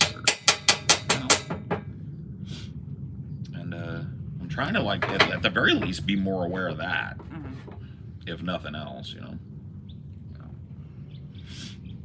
Well, we'll be staying in a hotel shortly, and that kind of limits you just because just when we travel, and you have to get your ass down out of the hotel every time you do it. Well, we won't, because we got a balcony, but yeah. But plebeians usually do that. Well, I didn't have no balcony in my cheap-ass motel last time. No, you gotta walk down to the fucking parking lot, stand there in the fucking middle of the night. It sucks. It's funny how similar the thing is to capsaicin. Is at a certain point, it only makes hot sauce hotter is to add a bunch of extract. Exactly. Like, peppers are kind of similar to... Because, like, there are pepperheads that have been kind of doing the same kind of genetic manipulation that potheads have for a long time. And they're trying to push that capsaicin higher so they can be the hottest pepper in the world or whatever.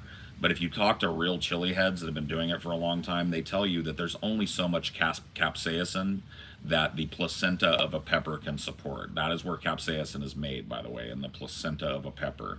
And there's, like, you can increase the placenta, but they feel like we've reached pretty much a hard limit, and it's now just a matter of opinion what's hotter. And if you want to have more capsaicin, you have to add a pure capsaicin extract, like Mad Dog 2020.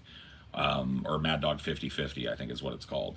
That's like 110% pure capsaicin lab extract. And if you add that onto a pepper, that pepper will be hotter than any pepper on the planet. Just like if you add a bunch of fucking concentrated weed extract into your joint, it'll be way stronger than this bowl I'm about to smoke, even though this bowl I'm about to smoke is legit 30%.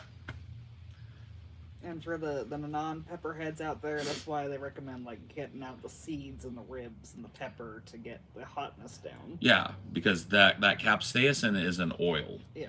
So capsaicin is manufactured by the placenta, which if you cut a pepper open, it's that white rib structure, and where the seeds are also grown, right? It is an oil, and in really hot peppers, when you cut them open, if you cut them open lengthwise and look at them, they will glisten with oil. Right? If you scrape out that placenta and all of those seeds, you're scraping out a decent amount, but you're still leaving capsaicin down in the nooks, the crannies, in the flesh of the pepper, right? So you're still going to get super hot, but you're not going to get the full potency if you take out the placenta, the rib structure, and the seeds. I guess if you could wash it, you could get some more oil off, but... That oil is stubborn. Like, you can wash your hands 2 times after cutting peppers, and you still got a little bit left on there. Right.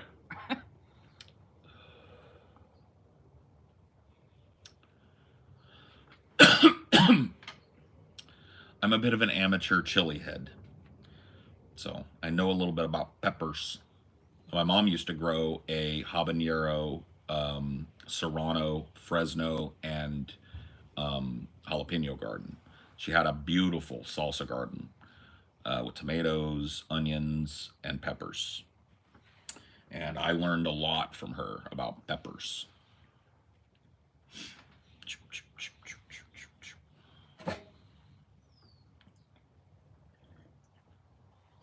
I don't need to see the video of you hitting Mad Dog, bro. I know what it does. I just got done telling you I'm a chili head. Ghost pepper trier, I've had ghost pepper before. I've never grown them. I've never eaten a bunch of them. I don't think they were the hottest fucking thing in the world, but it was a pretty fucking neat experience eating one. I actually went to a dude's house in Louisiana, right? And I watch chili videos sometimes when I'm just like trying to wind down. Guys that grow chilies, do their own genetics. This dude's backyard was right up against a waterway in New Orleans. Or in the New Orleans, it was actually on the North Shore, so across the bridge from New Orleans, right? There's a waterway. He's got this beautiful house on stilts, right? And just like walk 20 feet into his backyard, and he's got a boat launch that goes into a little narrow waterway, right? Beautiful house.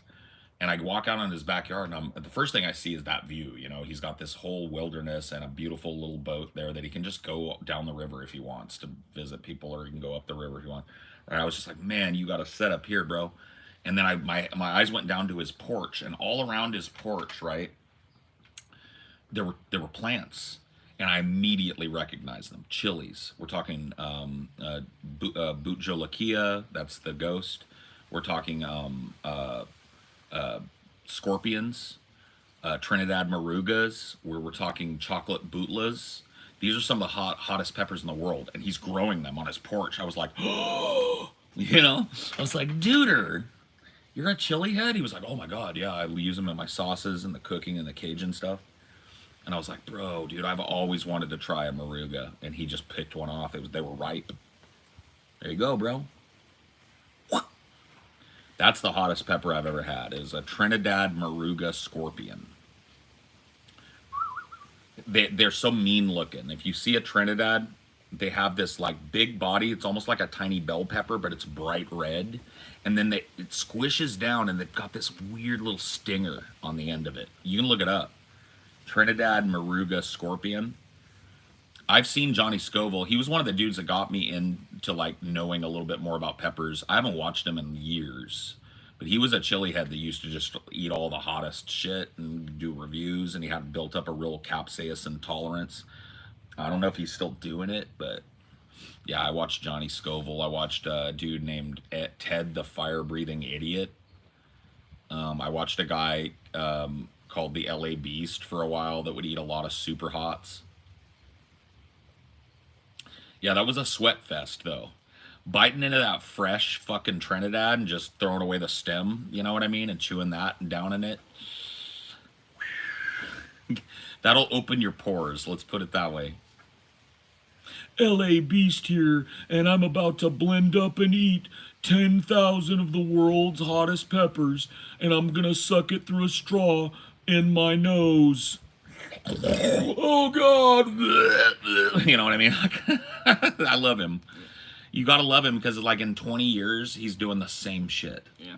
He hasn't changed his shit. You just know that's him. Mm-hmm.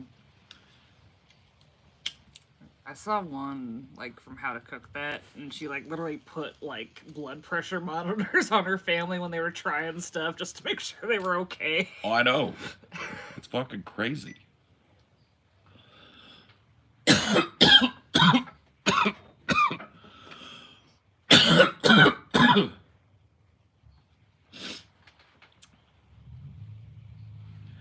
Yeah, I'm a little bit, I don't know everything, but the Pepper X controversy right now is because of that theoretical top cap on capsaicin. Like they've done a cross, and by the way, these crosses are usually just crosses of other super hots. So like one of the hottest peppers before this was a cross between a scorpion and a chocolate bootla. And you can force these genetics together, and they're going to have way more placenta, because a bootla is way bigger, and a scorpion is a little bit hotter. And so you get both, right? You get bigger, hotter, more capsaicin per bite. But they, like a lot of the chili heads and stuff are saying right now, we have reached that same kind of crescendo that weed has, that theoretical top potency limit, because like literally there's no more room in the pepper for it to function as a pepper and have more placenta, and that's what we need for more oil.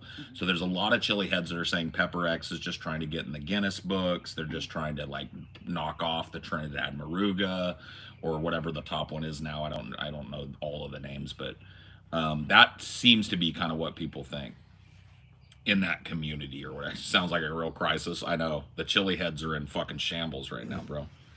They don't know what's what. But yeah, a lot of them are saying Pepper X is not as hot as like even a chocolate bootla. In fact, I think I watched a Johnny Scoville video on it like a year ago or something. Like it came through my feed. It might have been Johnny Scoville. It was one of the chili heads I used to watch that YouTube decided like, hey, let's throw this in front of them.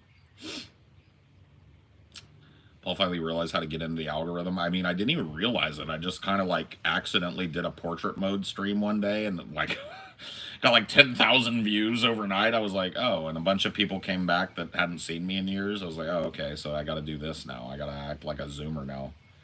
Hey guys, welcome to fucking YouTube TikTok. Whatever.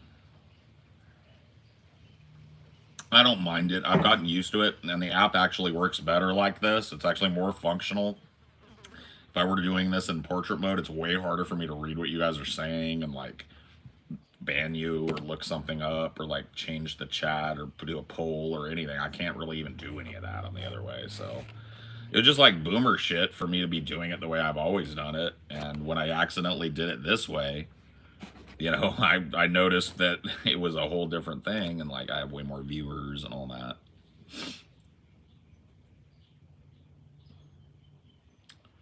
Yeah, I mean, for me, it's easier. I don't know. It might be just a difference between the apps on our phones.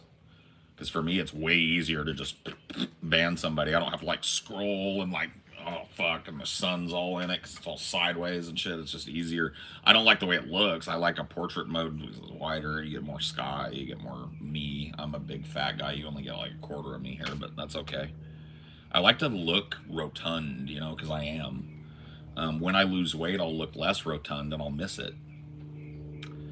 You know, but like there's only so much you can do with your phone to look rotund. Looks like a vlog live stream on our end. Those flies are not going to leave you alone. No. Did you just throw me a pack out here? I'll pack it and throw the shit away. You ain't got to do that. When the movie review's coming back, as soon as possible, if I can fucking... We can work it out. You know, like I said, it's like a totally like drama-filled business problem. It's just right now the property is part of Pessimist Productions. I would like to take the whole property with me if that ever dissolves, and I think the guys are amenable to that, and we're working on how to do that. Once I've got that, and it's just like it's me, I don't want to sever it from like Pessimist Productions. It'll still be on our Patreon and all that, so I don't want to worry people about that. You come in, so but I will have ownership of it. If in the future we decide we don't want to work together, I will get to keep Cinema for Cynics if the deal is able to be reached.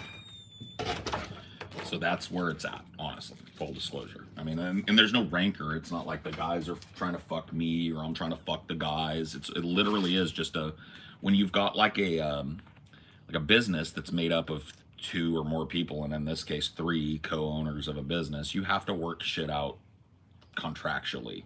It can't just be like, oh, do whatever, you know? So it takes a long time, and we're real busy, and so it's kind of been on a back burner thing, but I'm looking at it now, and I think they are too, and I have no doubt that if there is a solution that'll be mutually beneficial, we'll arrive at it, and I can start really jumping back into that channel. It might not be the same thing that you guys remember. I've got some ideas for what I want to do, but it will be instantly recognizable as what it is, you know. I'm just going to be playing around with the formatting a little bit, and I really want to just maybe think about focusing on these long-form franchise reviews instead of the micro reviews and keeping those as like patron content. I'm playing around with ideas in my head because I think it's totally possible that in the near to medium future we get that all settled, and, you know. Why do I feel like you'd be the third person to die in a horror movie with ghosts? Because that's always the fat guy, right? The fat guy is always like, people think he's the comic relief, and people think he's going to live longer, but around the third person to go has always got to be the fat guy. Because the audience really has to go, no, not the funny fat guy with the beanie with a propeller on it. No, he was cool, man, poor guy. Oh, well, you know.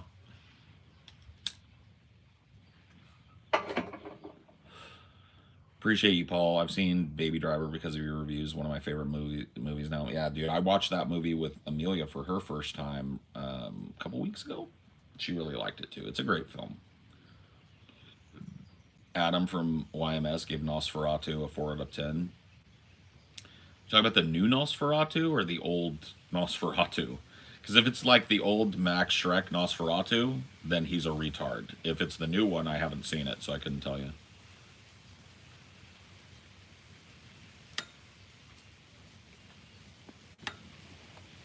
If it's the old one though, he's absolutely functionally retarded. It's one of the most influential horror films of all time, and thus one of the most influential films of all time. It's got some of the most beautiful cinematography shots that you cannot recreate today because the technology was being pushed so far, and they just don't make them like that anymore. It's just beautiful. It's like a masterclass, right? And it's widely considered as such. And anybody that says it's a 4 out of 10 is a fucking moron. But that's okay. He's allowed to be a moron on the internet. If I'm allowed, so is he.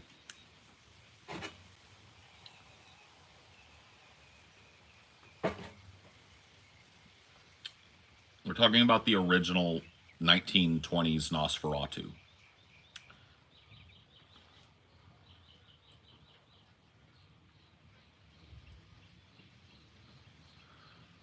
You could make an argument that it's the most influential cinematic film of all time. You could make an argument, you'd probably be, within the realm of correct, given that the opinions on that are pretty subjective. And to give it a 4 out of 10 is just like, I'm an ignorant fucking zoomer that can't handle watching something that doesn't move at a fucking light speed. It's like, yeah, it's an old movie. A lot of the tropes that were built from it were new. They were being invented in that time, and it's like looking back through that. Purple Tape, Chef Raekwon, and the Wu-Tang Clan.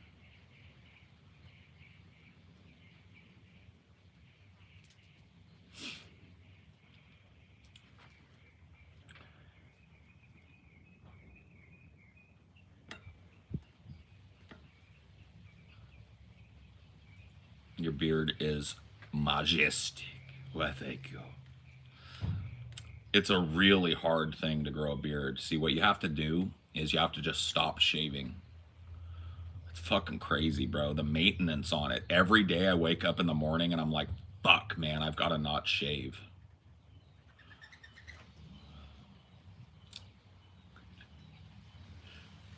Smoking is bad, okay? Thank you, Mr. Mackey. Or Mr. Garrison.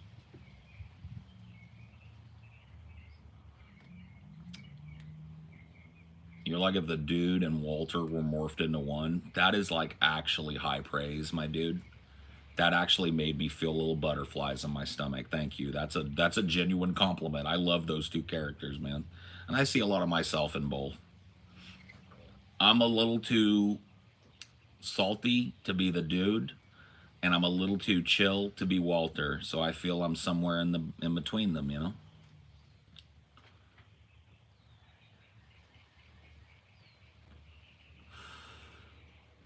Meant as a compliment, taken as a compliment.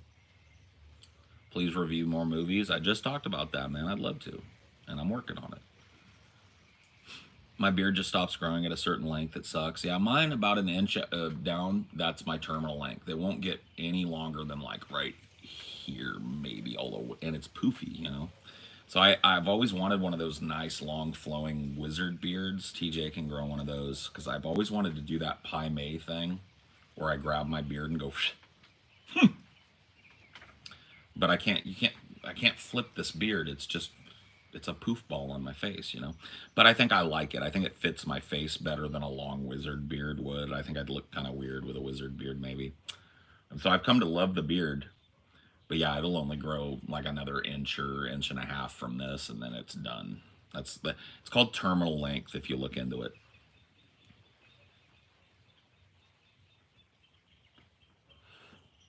It's a Viking beard, yeah. It's a very typical Irish, Scandinavian, British Isles, Scottish kind of beard, which is where 95% of my genetics lie, right in that stripe, right? Most of it Irish, but Ireland was conquered and invaded over and over by Scandinavian Vikings in like the 1400s and the 1300s and shit like that, right? And before, I think back like as far as like 656 AD or some shit, they were being raided. And so those genetic lines are mixed forever. Scottish, British Isles, Ireland, Scandinavia, Wales, France, you know, that kind of like geographic area is mixed. But yeah, I did the whole 23andMe, and after years of letting them update my shit with other people's things and re-examine, I'm like 96% Irish. And they can pinpoint like 3 counties, County Dublin, County Kerry, and County... can't remember the third one, honestly. It was Dublin, Kerry, and Munster. Those 3 counties in Ireland are where most of my people came from. Why so many redheads there? Because of Scandinavia, right? Because there's such a... redheads are Scandinavian. And so the reason you find so many redheads in Ireland is because those people were mixed through warfare, raiding, and counter-raiding and stuff for generations, right? You thought about shaving your head again? No. Shaving my head, I talked about it on another show, like recently, I think, but shaving my head was kind of like a protest move because I couldn't do this. I had a job that wouldn't let me have long hair or a long beard. And I was like, what can I do, you know? I don't want to walk around with that dorky, short haircut that makes me look like a golfer. And so I just was like, fuck it. Okay, nobody said I can't shave my head bald. There's lots of bald guys that are balding. So I shaved my head fucking bald.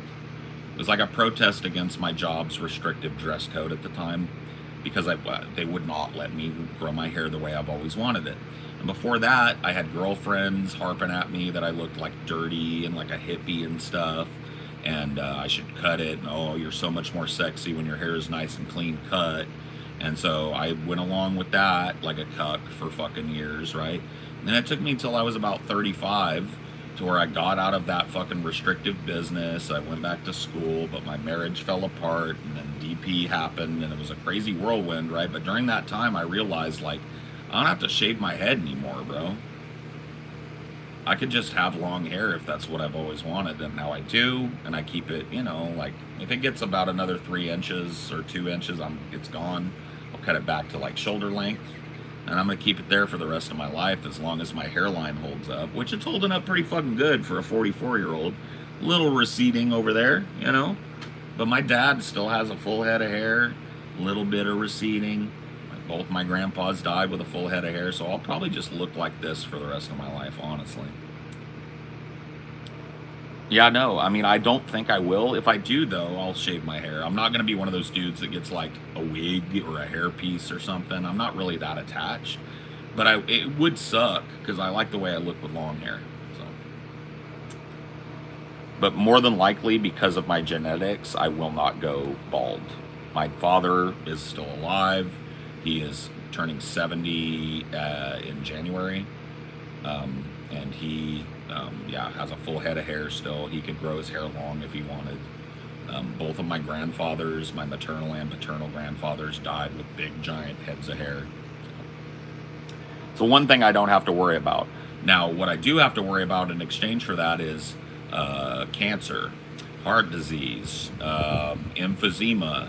All of these things have killed my family, right? So the trade-off, maybe not worth it, right? Great hair, bad hearts, bad lungs. I don't know, man. I don't know how it works. Let me smoke a cigarette, though, to really underline that.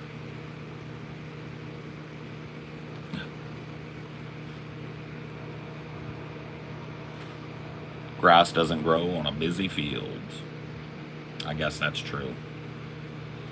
I guess it's just us dunderheads that have a good head of hair. That sounds like some bald coke, but whatever, I'll go with it. Because you know what, dude? Bald is beautiful. I think you guys get too much shit, but I think a lot of you bring it on yourselves because you try too hard to hold on to something that's not there. You end up with some pseudo-Trump comb-over thing, or a wig, or a weird plugs in your head. You don't just go like, all right, I went bald. Bzz, bzz, bzz. Keep it nice and short, you know?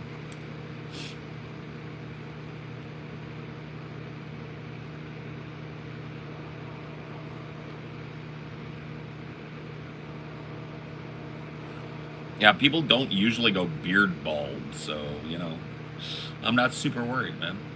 I think it's cool. I've had this head shaved with a beard look before. I think it looked pretty cool with my glasses and stuff. I don't think it would set me apart in any way that I would find, but I just really like this. I like the way it looks, so I'd like to keep this hair and let it go gray. You see how it's like starting to go gray here and there and streaks? I want to have like my dad's white hair, because my dad's got like Saruman level hair. white. Yes, right. He didn't go gray, he went white. And my other grandfather was that same way. He started to go real white. And that's what I'm hoping is happening to me, and it looks like it is. So I'm fucking stoked, man. Where to be, that I want to be 31, I just want to have gray hair already? No, I did too. Yeah, I never liked the way I looked when I was young, and a lot of that was just dress code at school, dress code at this, like social pressure to not look like a weirdo or a faggot or whatever the fuck, right? All the stupid shit that is on young people. It's like I never liked looking in the mirror. I used to avert my eyes from the mirror as much as I could so I didn't have to look at what I saw, because I just had so much, like, I don't even know what you'd call it, just so much like hatred for the way I had to look. Just like, oh man, I'm fat, I look weird, I look goofy, I have a double chin, I'm wrinkly and weird, my nose is huge, and it's just like, I don't feel that way about myself anymore. I think I look pretty chill. Do you do drugs? I mean, yeah, I smoke weed, yeah. I don't drink, and I don't, well, I do, like, I'll have an occasional beer, but I don't, you know, I don't drink to drunkenness. I don't do any hard drugs. I did experiment with hard drugs in my youth, but yeah, no, I just smoke weed now. I'm just an old pothead now, you know.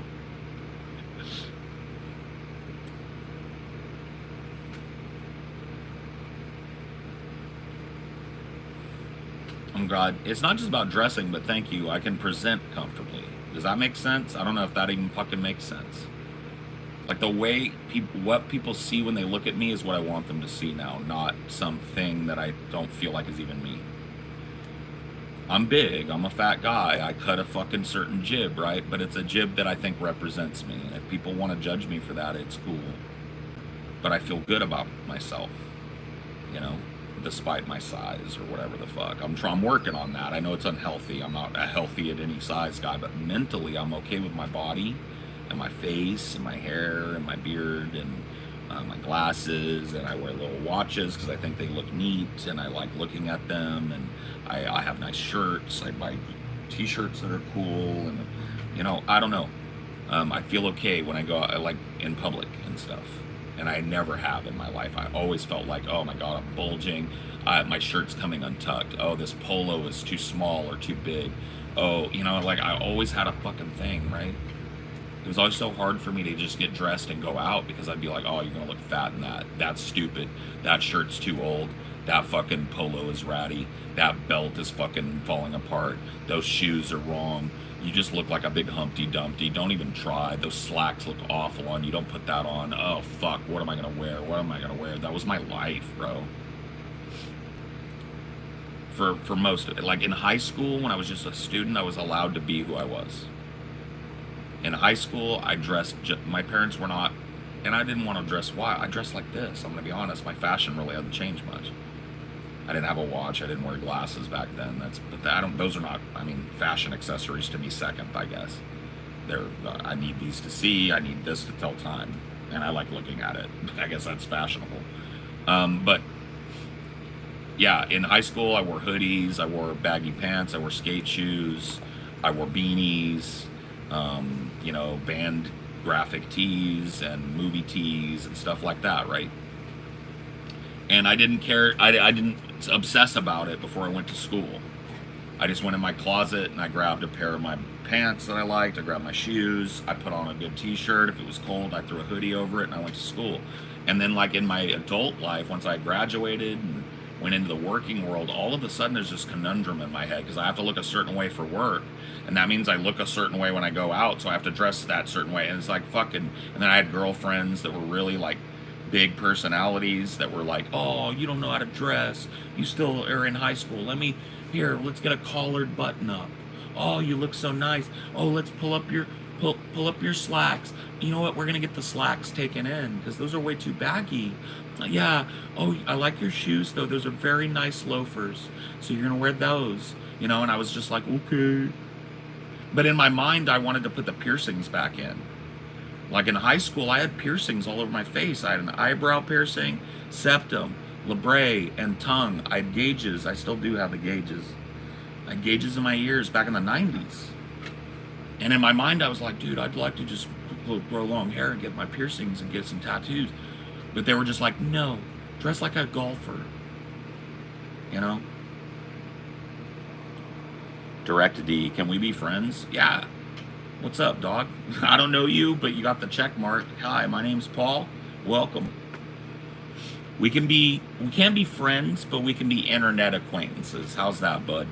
I don't like the extend friendship. I have to do a handshake and kind of like a week in your presence to be your friend. That's the way it is. But yeah, dude, welcome. This is a chill place, and all are welcome here as long as they respect the vibe. That's my thing.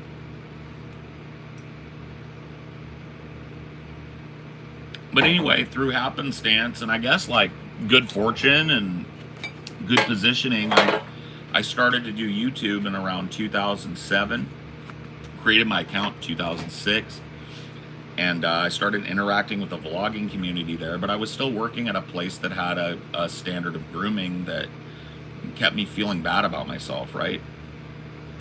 And so, but it was that moment where I was just doing this hobby that I liked to get my frustrations out in between long-ass work days and fights with girlfriends and stuff, right?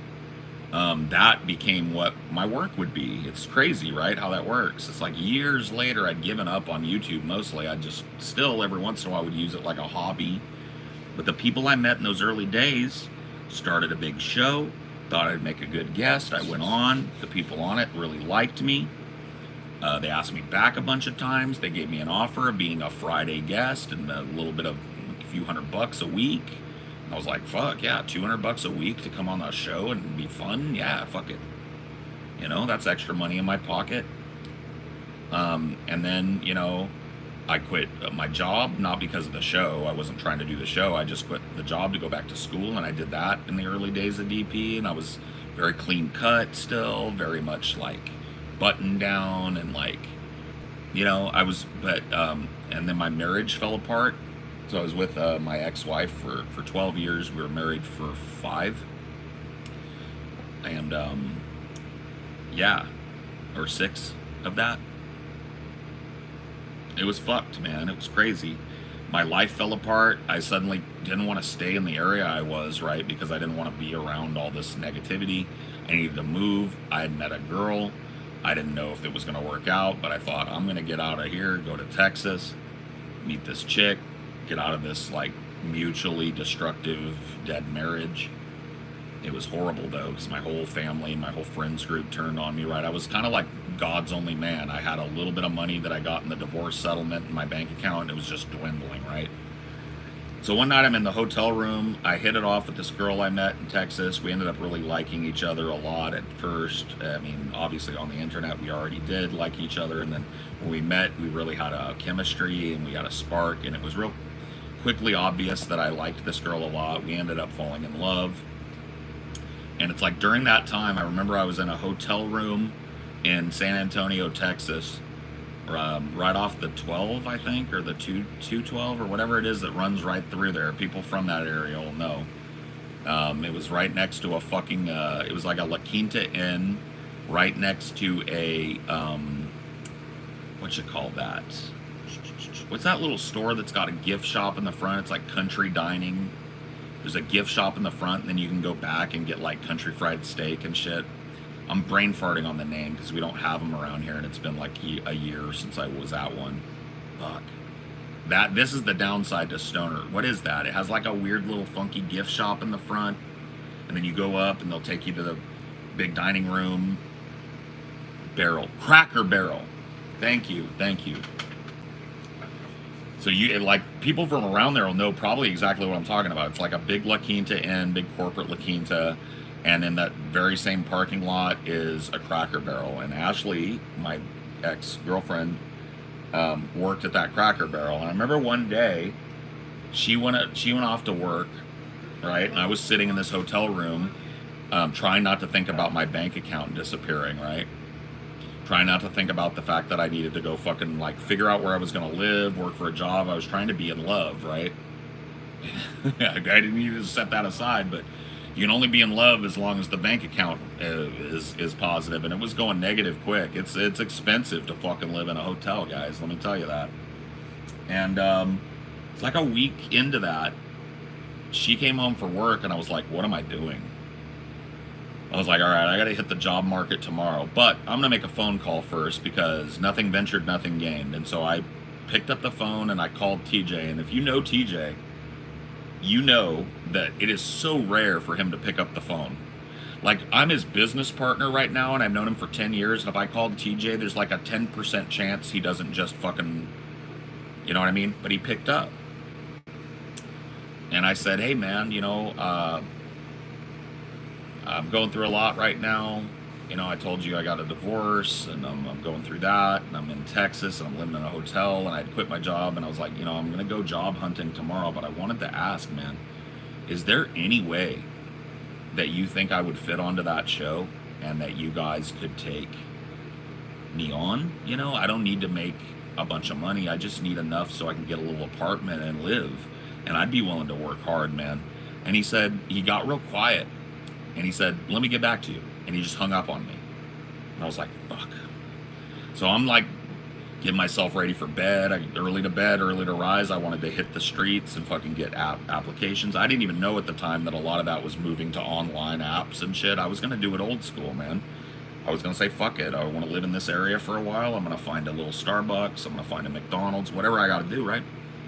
Like, I know how to do that. I did that my whole life. I hustled. So I was about to go do it. And I got in bed. It was like 9 o'clock at night, and I was like, I want to get up at like 5 a.m. so that I can, you know, be early. And my phone rings, wakes me up out of a dead sleep, right? It's TJ. I answer it, and he goes, you're hired. And he gave me a number, and it was a low number, but it was enough for me to fucking put some money in the bank and put gas in my car and get a little apartment. And I said, fuck yeah, man, let's do it. He was like, cool, you're hired.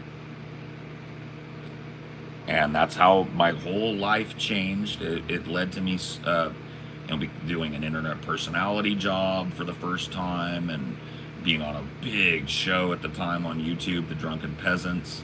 The Drunken Peasants was a huge show for the time, huge live show, really influential show too. A lot of shows are just like it now. Not to brag, but you know, I was brought on to that show, and that was a big fucking leap. Right, and then that show started doing better around the time I came on. It's just like they were always doing good, so their trajectory continued, and my little salary went up from there, and I was able to move out of Texas to Washington, right? And during all of that, I kind of had this realization, like, fuck, I can dress however I want. I don't have a boss. I'm like, my bosses don't care, so, you know, yeah, TJ and Ben don't care if I fucking dress. However, so I can throw away all these polos and shit. What am I doing? And so I did, yeah. And since then, like, I've had very few times where I have like a conundrum about what I'm going to wear. It's usually if I have to dress up, like go to a funeral or go to a nice restaurant, because I don't really have much of that shit, and it really triggers me to have to wear it.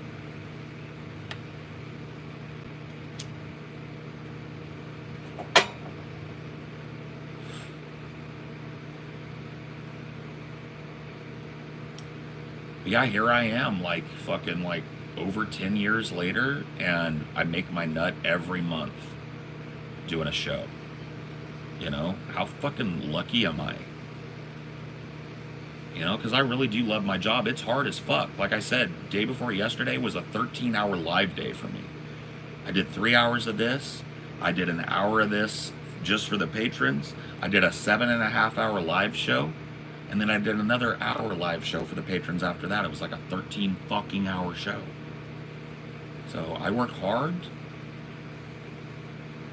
But god fucking damn am I lucky, bro. And I try and keep that in mind. So that's why I don't come to you guys selling you shit. Like, you know, I didn't have control of that on DP, and I'm not saying we won't take sponsorships and shit, but I'm not over here like trying to get side deals. I'm not over here trying to like obfuscate what I got and what I don't have, or tell you I got less money than I do. Like, I'm open with my shit because, like, I'm grateful for it. And I don't want people to look at me as something that's apart from like a working person, because I was raised a working person and lived my whole adult life as one, and I still am one. I'm a business owner. I'm a hard worker, man. You know? And so, like, I don't want to present myself as other than you guys, I just do a weird fucking job, man. I do. I'm lucky, man. I just did the right things and I didn't even know it. I had a talent that I kind of nurtured. I didn't know it was going to pay off, right? And now at this point in my life, it has paid off. And by the way, if you guys like tense action, hot fantasy chicks, magic spells, wizards, and sorcerers, try out Raid Shadow Legends. Use my code ZIGO1246969 to get an extra 200 gold when you start playing Raid Shadow Legends. I'm kidding, bro. Don't tune out. Don't tune out. That was fake. Please. Don't tune out. Okay, that was just joking.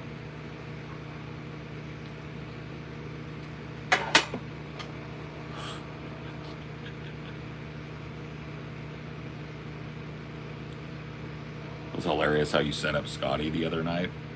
I didn't set up Scotty.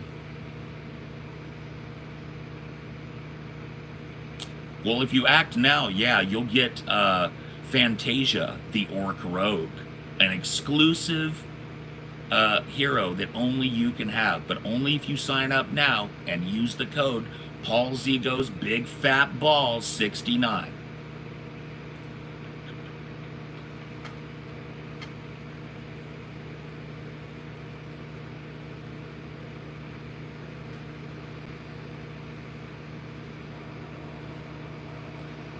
Before we start talking about some other stuff, let me tell you about NordVPN.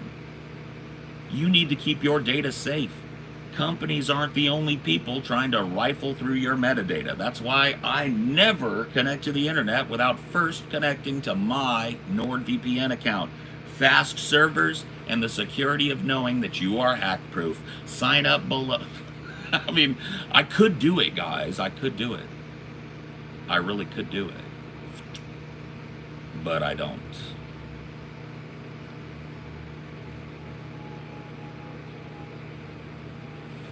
No, I'm not going to do it because like 30 people and counting have left. I think there are people out there that don't get that I'm joking and they're like, I want to listen to a commercial. Swipe up. I don't blame them. It's shitty. I do the same thing when a creator starts doing that shit to me.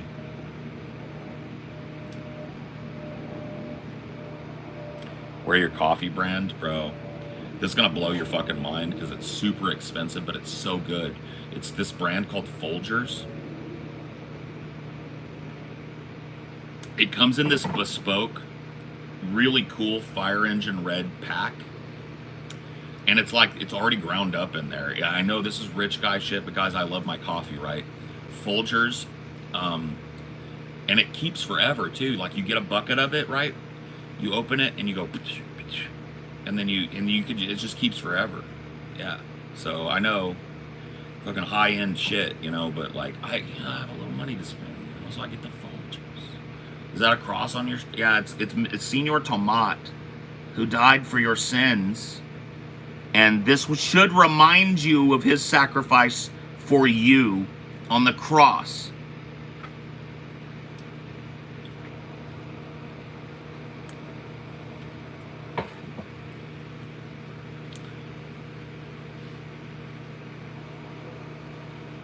Folgers is nasty. Cool, don't drink it. I don't give a fuck, I drink it. I miss Senor Tomat. Yeah. Oh, shit. Psychoblayat. Nazdrovia, comrade. I am sorry, but I speak no Russian. I speak no Cyrillic. You will have to try in English, comrade. Comrade, can you hear me? It is I, Comrade Paul Zigo, transmitting from California. Nazdrovia, Nazdrovia, Nazdrovia. But you must translate to English, brother. You must translate to English, brother. Cyrillic will not work. Ready for the Nuntlet? Is anybody really gonna be ready for the fucking Nuntlet? I don't think they're ready. Nazdrovia, comrade. Nazdrovia. Ripidu.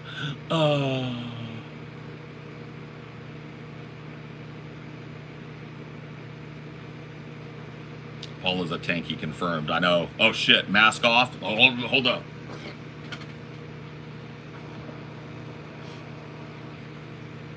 The Nuntlet is tonight. Actually, today is more, accurate. But yeah, the Nuntlet in a few hours. Gonna be live. First hour, free for the plebs. Then it goes behind the paywall, bitches. Whoa! Capitalism at work, I know, but that's how we make our money, so. 1 hour of tantalizing nunt, and then you're gonna have to buy in to see the rest. Unfortunate for you. Fortunate for me.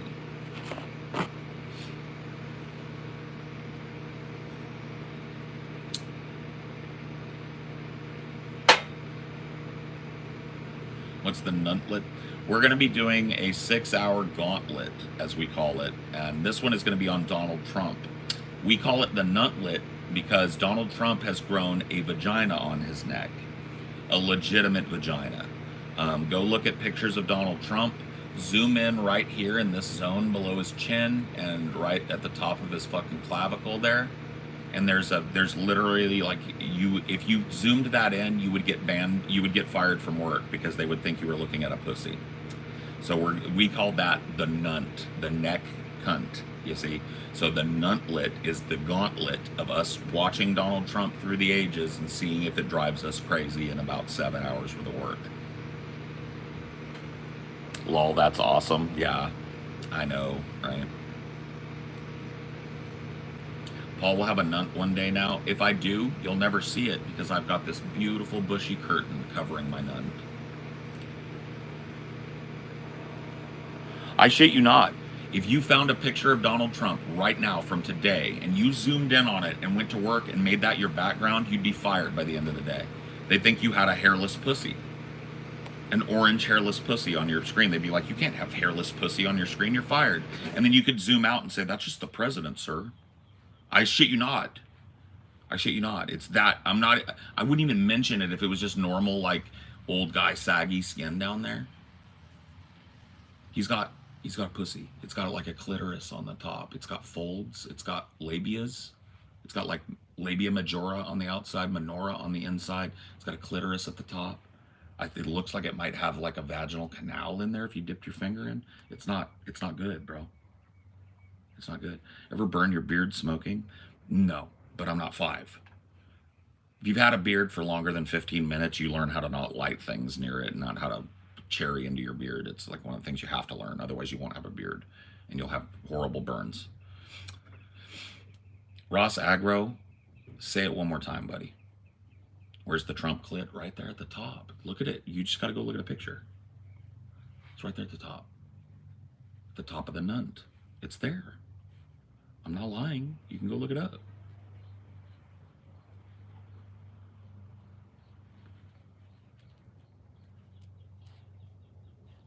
Yeah, so my day's going to be filled with Donald Trump.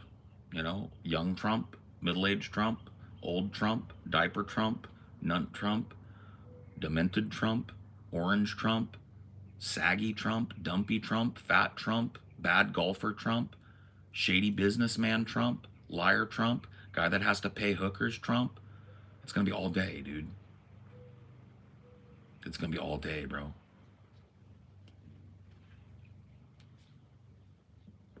Big, full swinging diaper. Walking around, big old diaper. And like his fans are coping Trump. It's fucked, bro. It's going to be fucked, bro. Maybe we should nuke the hurricane, Trump. You know, that guy. Has anybody ever tried dropping an atom bomb on the hurricane? Are you serious, Mr. President? Yes. That would be catastrophic. It would spread radiation all over the planet. Let's try it. Fake news. That Trump. Yeah, that Trump. That guy.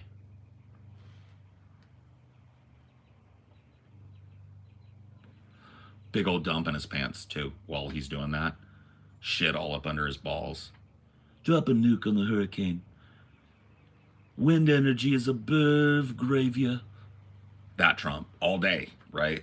That guy. I crapped in my diaper. Trump. big old poopy diaper, bustling with shit, smelling up the room. People can't tell him because his ego's too big. So like all the people near him have to like smear that corpse stuff on. You know, that like menthol that people that have to work with a rotten corpse put on. Like they do it in Silence of the Lambs when they find Frederica Bimmel in the river and she's like half rotten. They go like, they have to rub that on because he's got shit in his diaper. He stinks. He falls asleep. Nobody knows what he's talking about. That Trump all day. Yeah, Trump. He doesn't even know he made a stinky. He's gone. The man is gone. He has a big poopy in his diaper. It smells, but you can't tell him, sir, we might need to give you a change, a wipey, and a new diaper. Because he'll go like, I'm not in a diaper. Right? Oh, sir, your makeup is fucked up. I'm not wearing makeup. This is my color. Sir, your hair looks like somebody took the smudge tool in Photoshop and like fucked with your head. My hair looks great. Fuck you. Sir, you can tell you're bald through your patchy hair. No, I'm not. I'm not bald. I got a beautiful hair. Sir, you look really fat in that, and you're greasy, and you're stained, and your makeup is running. I don't wear makeup, and I'm not fat. That Trump, all day. All day. It's gonna be fucking nuts, bro. I think I'm gonna break right around 3 hours. You pushing 500 pounds? No, I weigh 330 pounds. I weighed 370 pounds 2 months ago.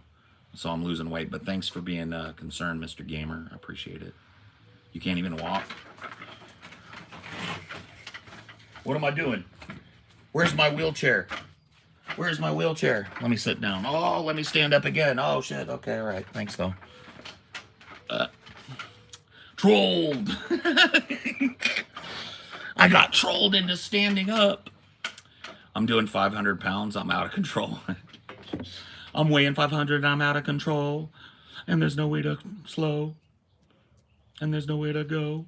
If I knew what I knew in the past, I would have ate a big fat burrito on your ass. Mow, mow, nom, nom, nom, nom, nom, nom. Bubba-da, bubba-da, bubba-da, ps. Bubba-da, bubba-da, bubba-da, ps. Bubba-da, ps. Bubba-da, ps. Bubba-da, bubba-da, bubba-da, ps. I'm a fat guy. You know.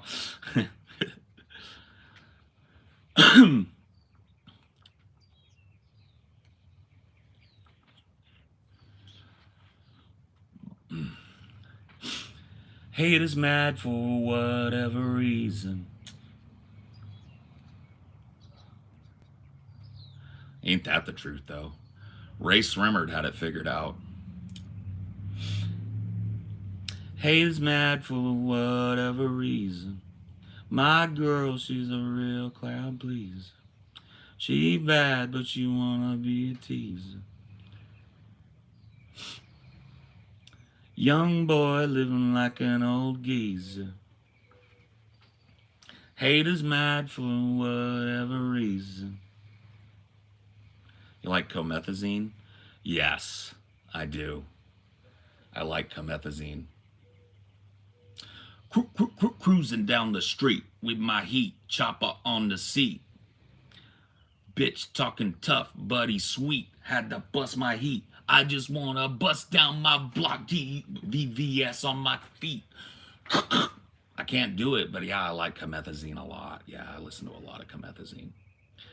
Can you sing If I Were a Rich Man? If I were a rich man, daddle-deedle, daddle-deedle, daddle-deedle, daddle-dum. All day long I'd biddy bum if I were a wealthy man. I wouldn't have to work hard. Diddle-deedle, diddle-deedle, diddle-deedle, daddle-dum. All day long I'd biddy bum. Deedle, diddle, diddle-dum. Thank you. Thank you. Thank you. Thank you. Yeah, I can sing that.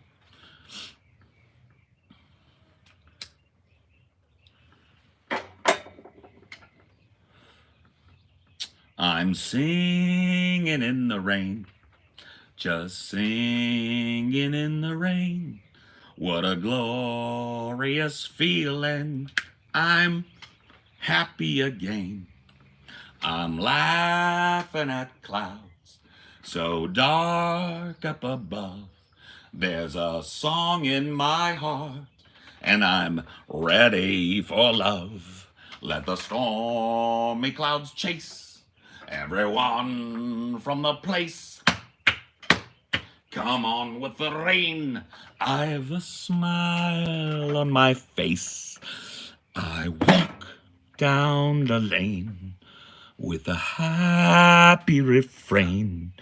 Just singing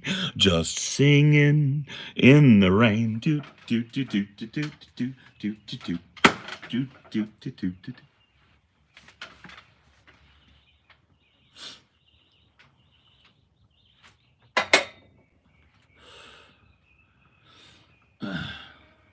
Underneath the bridge. I can't do something in the way, sorry. I don't have a Kurt Cobain voice. It's okay to eat fish, 'cause they don't have any feelings. Something in the way, yeah. Ooh. Something in the way, yeah.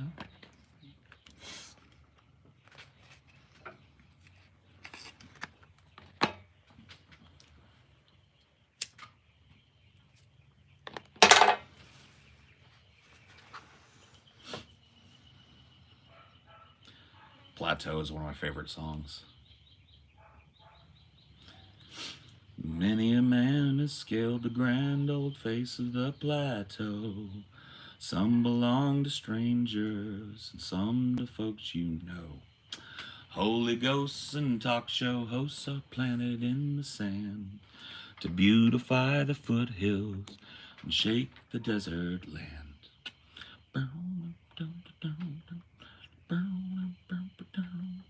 There's nothing at the top but a bucket and a mop and an illustrated book about birds. See a lot up there, but don't be scared. Who needs questions when you got words?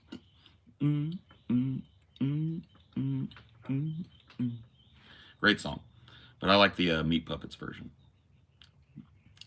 The Nirvana cover is a classic, but the Meat Puppets wrote it, and I think they did it a little better. Do Meshuggah now? There you go, there's Meshuggah. Game over. Just paste that over some guitar that sounds like it's fucking fuzzing out through a broken amp. What's your favorite Ween song? What Diener was talking about is my favorite Ween song. The wash is out, it's hanging up, and all I have is nothing. Nothing to do, nothing to say. I think I must be dreaming. The sun goes up and I'm all washed out. Is this what Diener was talking about? I don't think I will ever return again, my friend.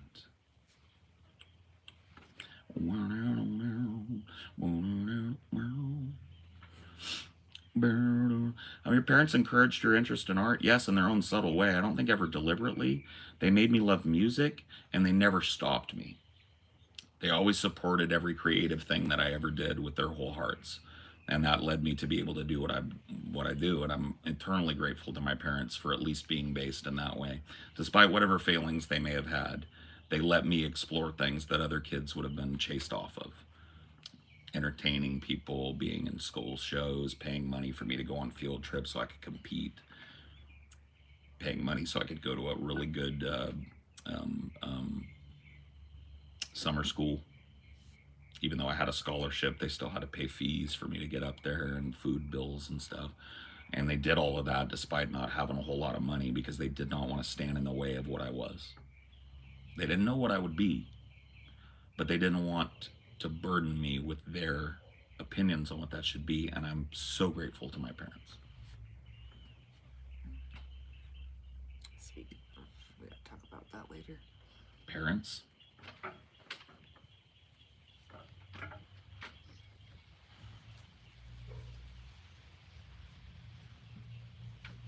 He told me this when I met him. I think it's maybe because of that conversation, because he was going a different way. So we both knew it was coming. So better sooner than later for him, I think, and for her, maybe. I don't know. Oh boy. Big beautiful salty Pall Ball. Yeah. Yeah. I need to get some weed. What am I doing? Pardon me. Can you get around me okay? Yeah. Just fine. You need anything? You want water or another? Want to start another coffee while I'm in here? No, I'm okay, baby. Sure. Thank you. Yeah. Anything. No, I'm okay. All right. Thank you. Love you. Love you too.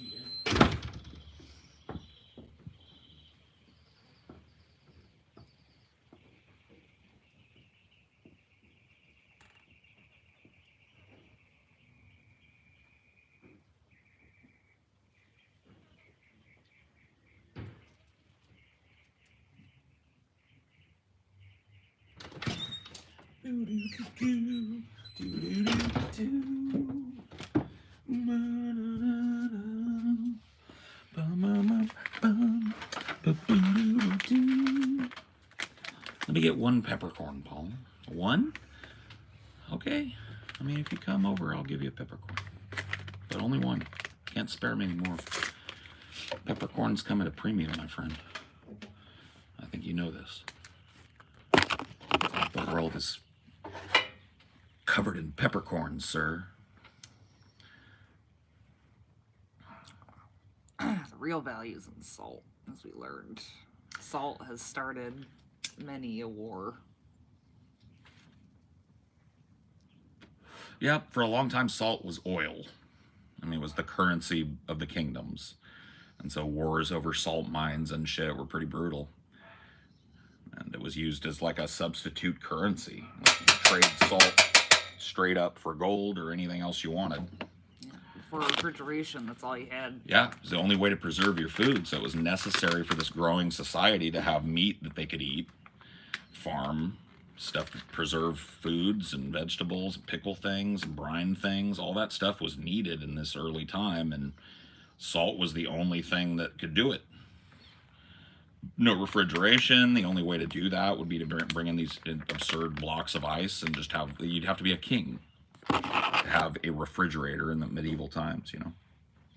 It was functionally impossible. So, you know, you had salt.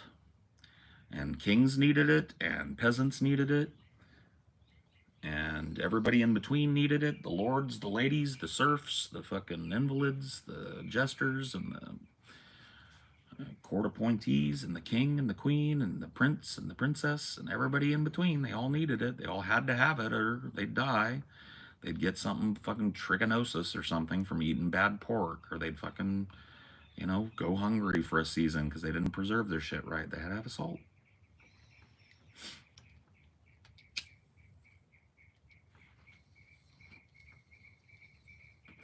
Pre-industrialization, it was whale oil. Whale oil was driving the economy, an incredibly limited resource. This is why it didn't last long and you don't really read much about it. But for about 80 years, whale oil was the economy. And it was replaced by petroleum once it was discovered how to refine petroleum. It was replaced by petroleum, and it's been petroleum all the way up until the modern age. And it's now transferring from petroleum to water. So in the future, in 10, 15, 20 years, you're going to stop hearing about wars for oil. I'm driving a car that functionally proves that oil is on its way out. It will be water. Who's got the freshwater reserves? Who's got the ability and the money to build these desalination plants that pull water out of the fucking ocean and make it drinkable? And that's what it'll be. You don't have to take my word for it. Listen to Kamala Harris, the vice president. Remember when she went off script and said, we fought wars for oil for 20 years, and the next wars will be fought for water. FBI wants to know my location. The FBI has my location. If they wanted to come fucking pick me up, they could come get it. Trust me, I got a file about as long as my fucking arm, and so do you. Let's be real. If you don't believe that, read what Edward Snowden says about the mass data collection going on. They don't even need a warrant to look into you anymore. They just mass collect your metadata, and they know everything about you, where you went yesterday because you had a small smartphone in your pocket, what you bought because your banking is online, what you talked about online, every comment you made on this video. This is a regular and known leftist agitator, Paul Zigo stream. Here's a link to him, Paul Zigo. Who is he? AKA Paul Zigo with a Z, AKA Paul E. Parkey Jr., AKA blah, blah, blah, blah, blah, right? You've got it and I've got it, so you may as well fucking give up on that. Edward Snowden revealed the whole fucking lot. And they want to try him and put him in jail forever for it, for letting you know that the government knows where you were yesterday and when you took a dump. The government tracked your dumps yesterday, your menstrual cycle, what you ate, how much money you spent, and where you traveled. How long were you at home? Did you take a little time off of work? That's noted. That's noted. And guess what? If they need it, they pull it. And you can't argue with it because it's there. And if you're living in a world unaware of that truth, you need to wake the fuck up, son.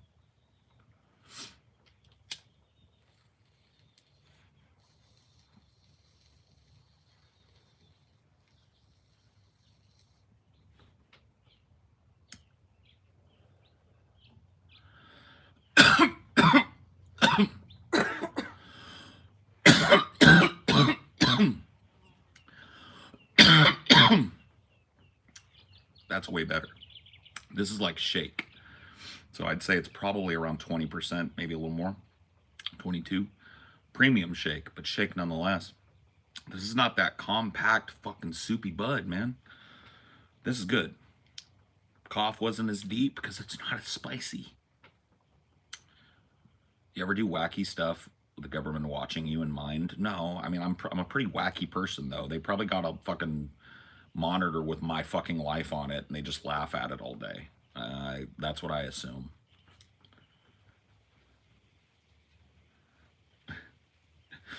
I love all the people in here that were probably stunned by that. Like, if you think that you're behind a fucking VPN and a 35-row deep alt in here and the government doesn't know every fucking word you typed, you're so fucking naive. You're so fucking naive, dude. It's just like you ignore it, I guess, huh? Yeah, I know, lol, okay. I know. Yeah, you're protected, right? But nobody else is. Read Edward Snowden's fucking report, bro. He told you VPNs are all compromised. There's backdoors into every major VPN that governments can access. There is a file on you as long as your arm, and it's filled with all of the fucking pseudo-anonymous. No, they can't make some educated guesses. They've got your name on file, and this is listed as one of your alts.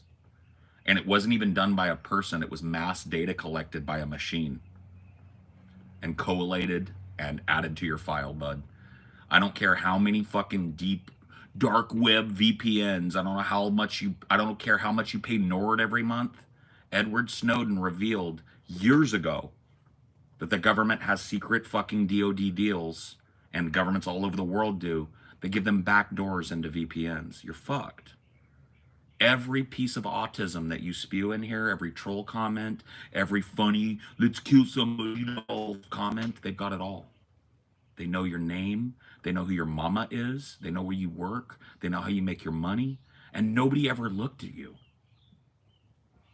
Nobody ever went, let's go look into Jimmy Neutron, the fucking dork that's fucking in Paul's stream. They know you. Every Fed post, every time you've said, maybe we bring the guillotines, you were flagged. And nobody even looked at you. It's just there.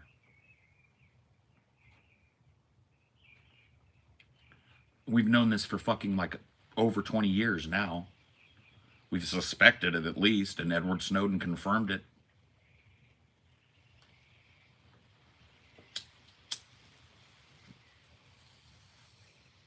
They know what meds you're on. They know if you have a propensity for drugs. They know who all your friends are and what their connections are. If you got a friend that's in like a gang, they know that you're a fucking known associate of a gang member.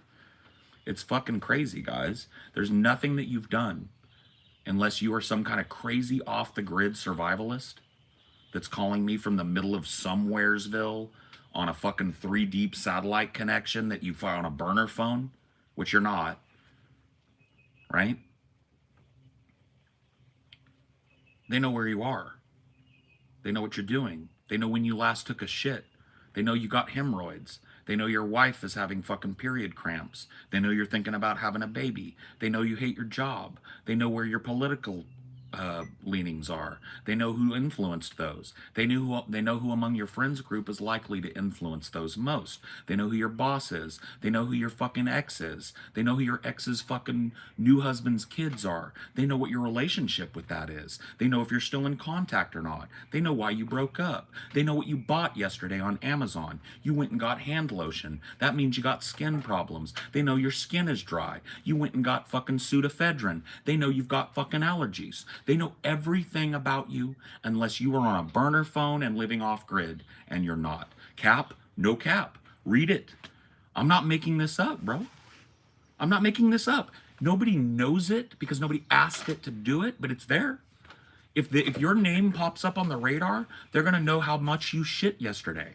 They're going to know if you left your house or not. They're going to know how long you spent playing video games and how much you lied to your boss about it. They know it all. All you have to do is pop up on their radar in any fucking way, and your entire life is there. Edward Snowden blew the top off of this, and they want to put him in jail forever. Not because he lied, but because he revealed the secret.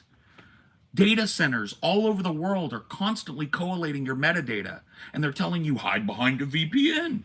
And they've got backdoors in the VPN. The VPN is part of the tracking process. It's how they know where you are. And they let you bounce your connection through Canada, and you think you're safe to come in here and spew fucking shit. You're not. The only thing protecting anybody, me included in this room, is that my head hasn't popped up on the fucking radar in a significant way. The day it does, it's over. And if you think you're any different, you're fucking wrong, bro. I'm sorry. I'm sorry to break the delusion. But we've known this for 5 years. They're trying to put a man in jail for life for telling you it.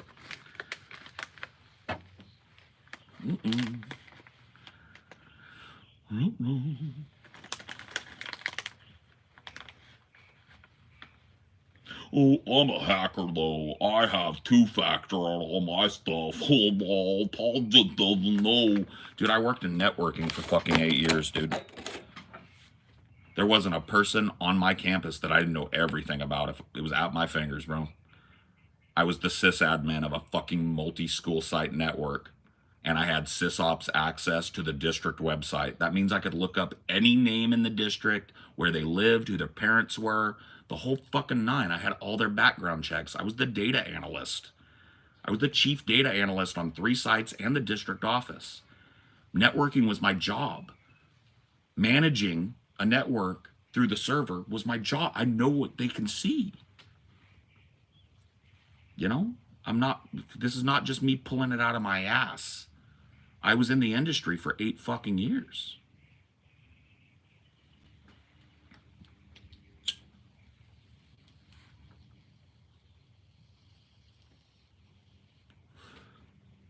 Let me just tell you what I could have done had I been a bad actor with my job.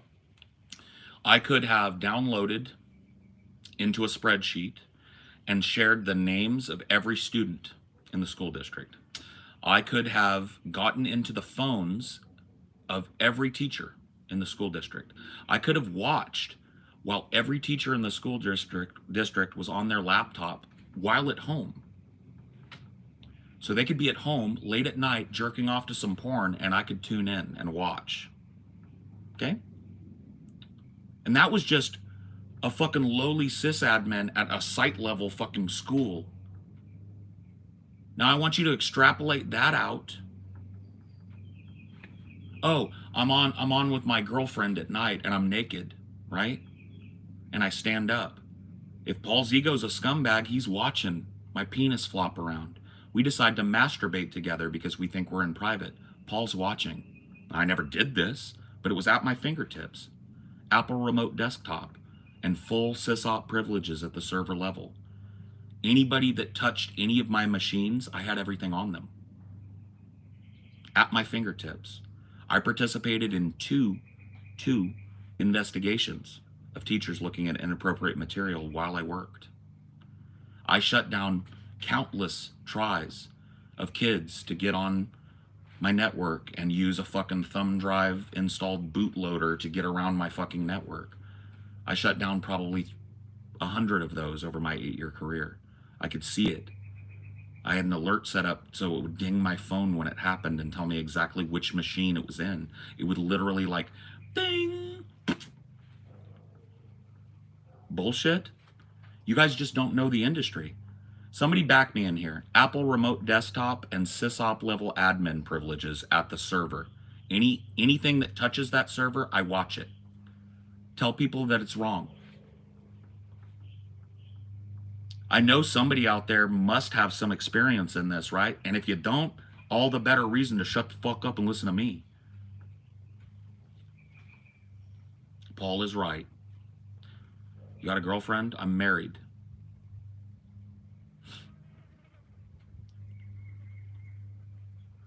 I'm 44 years old, bro.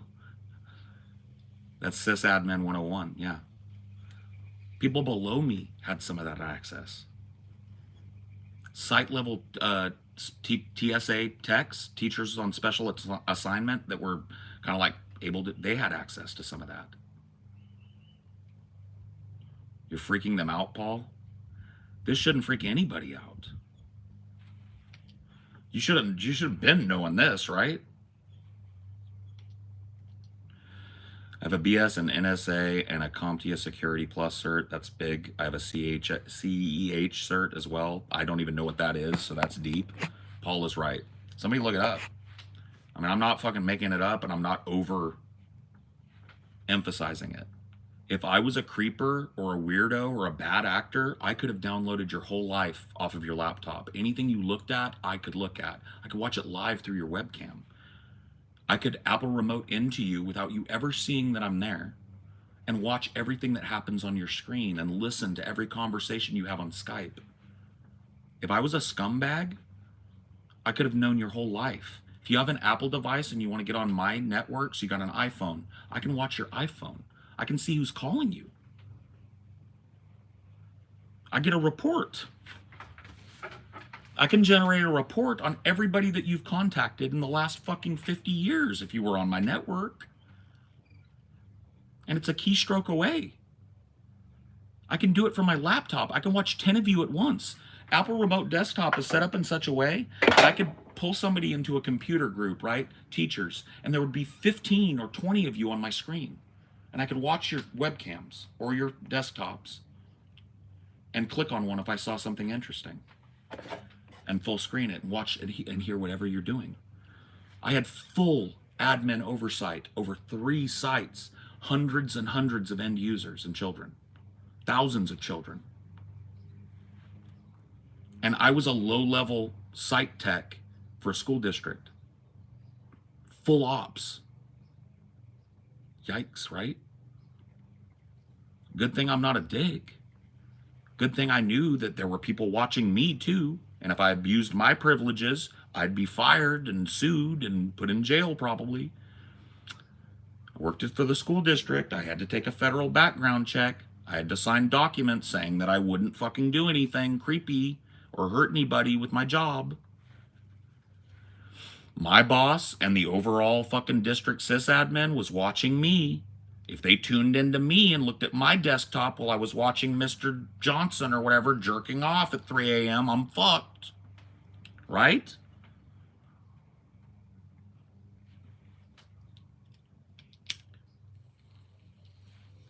Please tell me this isn't fucking news to you guys. Please tell me that some of you that are saying bullshit and laughing and like blah, blah, blah, blah, blah. Please tell me this isn't news. Please tell me that this is the first time you've heard that people can do this. Please tell me that's not true.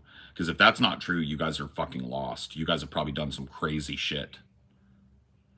Bro, if you think that you can get anonymous, if you think any of the fucking shit you've looked at, downloaded, has not been noted in your metadata for fucking like 20 years, something longer than some of you guys have been alive, if you're just hearing about it now, you really need to think about what you've been doing, dude.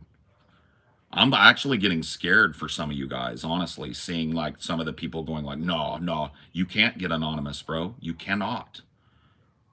You're telling a functional lie. You think NordVPN, it makes you anonymous? You really think that? You cannot get anonymous, bro. The only way to get anonymous is to use burner phones. Throw it away after every use. And even then, you're not anonymous. Even then, you've got a metadata tag when you walk into a building. Right? When you purchase the burner phone at the point of sale, you come up on the radar. There's no way to be anonymous anymore, bro. You'd have to be born in the woods in a fucking cabin nobody's ever seen, that can't be seen from the air, that no ranger ever fucking stumbles upon, and be raised in isolation in the cabin in the woods. That is nobody. It's literally nobody. And if you haven't been knowing this, you really need to start thinking about what you're doing in the future. But really, I would be fucking fucked up about what I've been doing for the last 10 years. Some of you think anonymity means something on the internet, bro. Like this preposterous EXE guy. He keeps saying it like it's true. You can be anonymous. You cannot. 8-year sysop at a fucking school district here. Went to security conferences. I know what they have. Read Edward Snowden's book.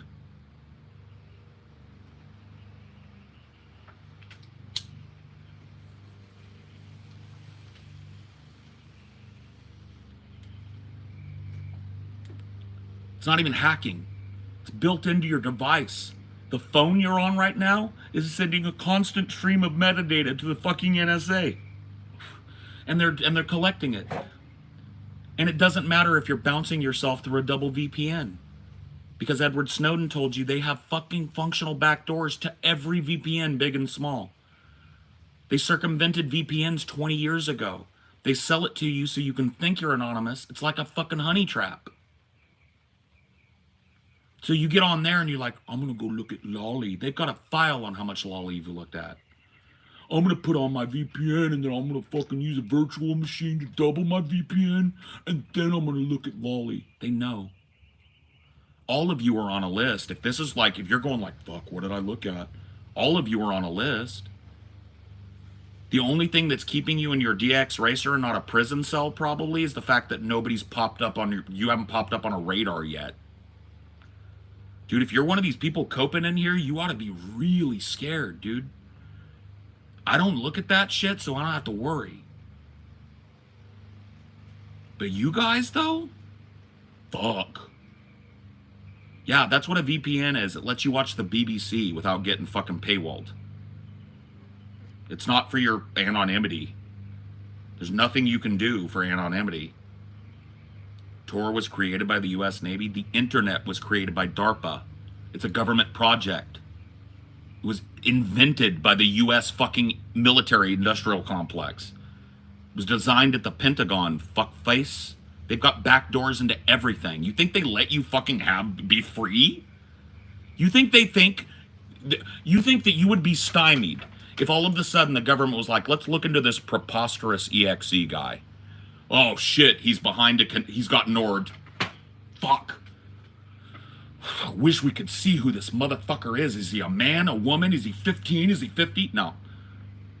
They would just go like preposterous EXE and they'd get like 5 account reports. They'd find out which one is connected to this and was posting in this and the last thing, and they'd have you. It's over. You think Nord is protecting your data? You think you think YouTube is protecting your data? That's another thing Snowden revealed. All these big tech companies are hand in gloves with DARPA, hand in gloves with the Pentagon and the security state. They're giving your information to them for free. I'm sorry. I worked in this industry for fucking 8 years. You're gonna have to trust me. I don't know what to tell you. If you're fucking scared right now, you should be. But I thought people had been knowing this. You don't know this? Our school district did get hacked. You know what happened?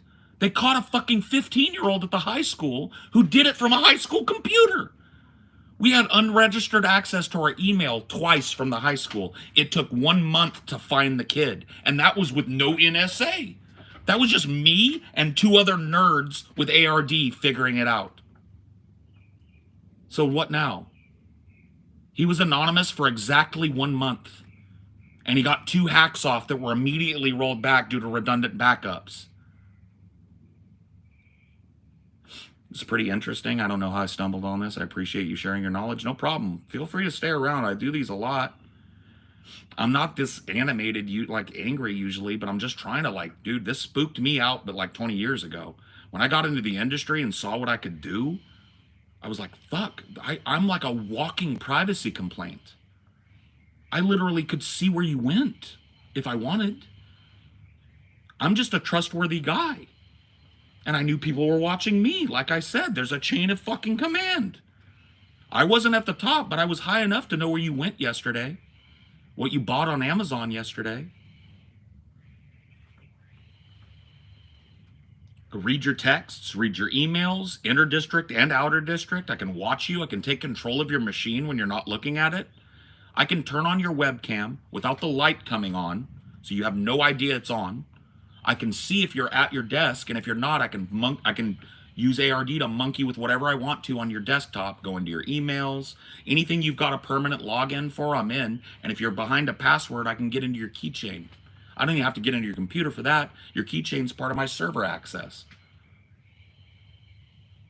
I know all your passwords. I know your bank information, if I wanted.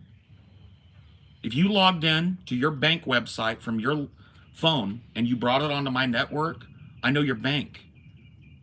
I can get in. I can get past your 2-factor because I can control your device. If you're not paying attention, I can get on your phone and get past your 2-factor. And that's at a fucking mid-level networking position for a big school district. Not the NSA, not the FBI, not the CIA, not the security state, not DARPA, and not the Pentagon. I want you to think how much power they have if my ass had that much power. If you're not spooked by that, I don't know what to tell you. And they're not going to stop.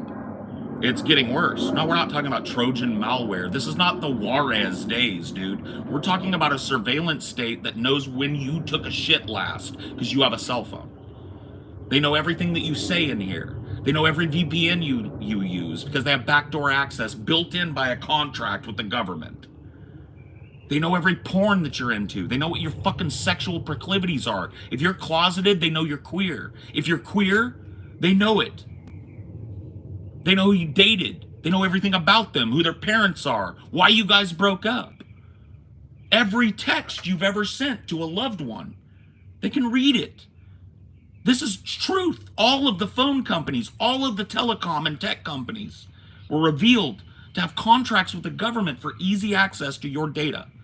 Everything you've ever said, every time you've ever taken a picture of your hard dick and sent it to a girl, they've got it. Every time you've said, oh, I trust this guy, I'm going to show him my breasts, they've got it.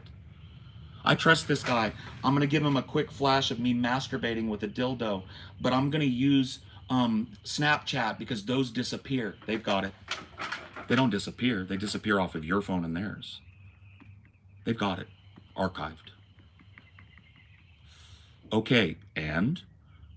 Okay, and? You want to talk about something else, BR more? Feel free. You are spreading misinformation. No, I am not. I'm telling you the truth as an 8-year veteran of the security fucking apparatus. I worked for the government and I was a network contractor. I had full sysops and admin level access to the entire server of a 32 school district. I knew every child. I knew who their parents were. I knew their immigration status. And if they touched my network, I knew where they went. I knew where they walked. I could fucking tell you everything I just told you. What'd you buy yesterday? How much porn do you like and what kind? I'm just telling you the truth. And that's at that level, elementary, middle, and high school level network guy. I'm not spreading misinformation. I'm telling you the truth. And if you've sent pussy pics, they're not private. They never will be. And if they need to be appended to you in a criminal investigation, they will be. If you've talked to an underage person and thought you were safe because you were behind your Nord and on a virtual machine, they got your name, your number, and they know what you said. They got chat logs. Nothing is gone. Everything that happens on the internet is logged, charted, and appended to you. And if you don't know this, you really need to start thinking about, what am I looking at? What kind of lists am I on? Because yeah, this has been happening, guys. The whole internet infrastructure that you're using was designed by DARPA in the late 60s and early 70s. It was used by the government for fucking almost 20 years before they released it to us. They designed it, the whole infrastructure. Every protocol that you use, every tool that you use to obscure your identity, they designed it. They know a way around it. They wouldn't allow you access if you had it. There is no such thing as anonymity. Not anymore. Not if you've got a digital device that connects to any kind of internet. At all.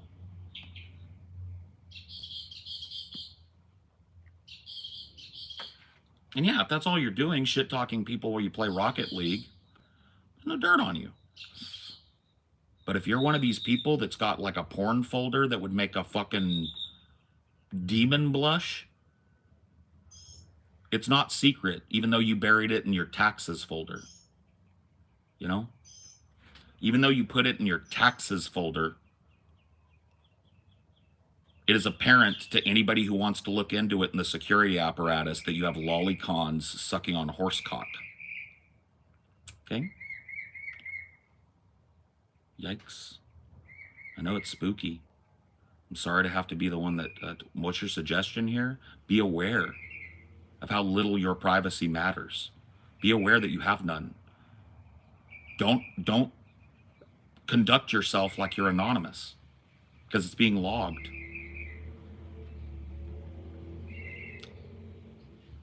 Why isn't Vosh in prison? Because it's not worth it. His head hasn't popped up on the radar. Some dude stroking it to Japanese CP. They've probably got fucking 10 million of those cases to dig through if they ever land at Vosh. But it's there. If Vosh ever does pop up on their radar, or they change their fucking policy and they start going after people who are into lolly. Ooh, Vosh's got an extensive history. Ian Koczynski's got a long rap sheet at the NSA. Wonder what else he's been looking at, guys. You want to speculate, or should I? Now, I don't got to worry about it, because I'm not a fucking scumfuck. But there are some scumfucks out there that got a... I don't know how they're doing it. It's like they're unaware. I think a lot of people from younger generations, like millennials down, they think that like, oh man, I figured it out, bro. I paid fucking $59.99 a month to Nord. I got triple platinum protection Nord, dude. I can bounce 3 ways. They'll never track me. Guilty, haha. Everybody almost is, probably, right? I've looked at porn on my fucking phone. I put an incognito mode on. I'm behind a VPN. Does it matter? No. Lolly is creepy and weird, but it doesn't materially harm anyone. I doubt anyone would ever go to jail for it. Not now. Well, in some states, it is considered to be child porn or child sexual abuse material, like in Texas, a lot of southern states. If you're caught with lolly, it's an extra charge. So you're wrong already. You're wrong again. Another confident wrong. So you want to correct yourself? Lolly is underage children drawn in a Japanese anime style, very popular in Japan and unfortunately popular the world over. And they're drawn in sexualized situations. Yeah, it's called lolicon, I think, is the full name. But it's abbreviated as lolly. And there are southern states that will put you logged, hardly, noted, perhaps no, logged. Logged. There's nobody at the wheel, ma'am. I'm sorry to be the one to tell you this. This is a computer. It logs everything. It's not looking at you specifically. There's nobody that would have to flip a switch to log you. It's logged. They can see when you looked, when you downloaded it. This is all in Edward Snowden's book, and they're trying to put him in jail forever for publishing that book. He's in exile in Russia right now because he can't set foot anywhere that the United States can put its hands on him. They didn't deny it. They didn't call him a quack. They didn't provide any proof that that wasn't going on. They freaked out and tried to charge him with fucking treason because he told the truth about what they've done and what they can do and what they are doing. So I'm sorry to have to tell you that, ma'am. I really am. I wish you could have a cocoon. It's logged. And it's exactly what you think. Every move you make, every time you type into Google, even if you're on 6 VPNs, even if you're fucking zero cool the Uber hacker, it's logged and appended to your name and all of your friends' names. It's all logged. It's all searchable. Read Snowden's book. Read Snowden's book. Listen to a guy that worked in the industry. 8 years in the industry as a sysadmin for fucking 3 schools, and then the school district at the end, various levels, elementary, middle, and high. I had every student's data. I had every teacher's data. I could watch what they did. And that's low-level sysadmin shit. Extrapolate that up to the NSA and tell me you got privacy. It's logged. The only reason that nobody has looked at it is because your head hasn't popped up. Soon as Lolicon is made illegal by Trump, somebody's going to run a search string over there. And if you've got 72 gigs of it and you're sharing it around, your ass is going to get looked into. Sorry to tell you.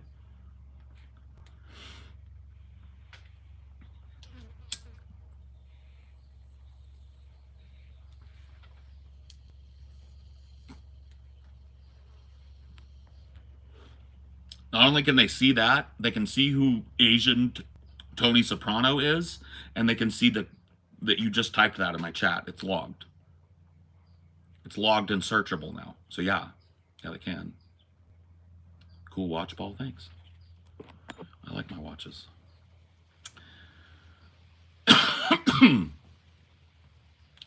You ever catch some dirt on someone? I told people earlier, I don't know if you just jumped in, I participated in 2 investigations that ended in administrative action on people that work for the school district.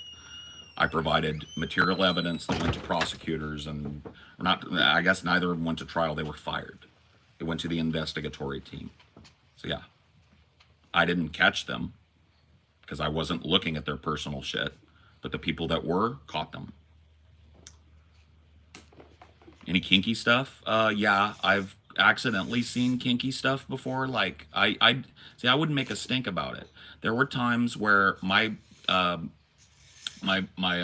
desk was so full because I was one dude on 3 sites. I had hundreds of end users, adult end users, thousands of children accessing my network, and I had 3,500 machines if you count my network base stations, my AirPods, my not the ear things, the fucking old Apple wireless devices, all of my labs, all the teacher laptops and phones, all of the student granted tablets, devices. We're talking networked printers, all of that shit, right? So over 3,500 devices with just my name on it. So yeah, pretty fucking extensive. And I did it for 8 years, almost 9. And never had any administrative action taken against me, quit with good graces, could work there again. I was being fully watched. You're a federal investigee. You're the target of a federal background check to work in any elementary school in any capacity. I don't care if you're just mopping the bathroom. If you've got a record, they know it. You go on a list. This is a fucking employee. They watch you closer. If you're working with children, it makes sense, right? So, you know, if I was into some fucking crazy shit, 8 years at a school district doesn't seem like something that would have happened.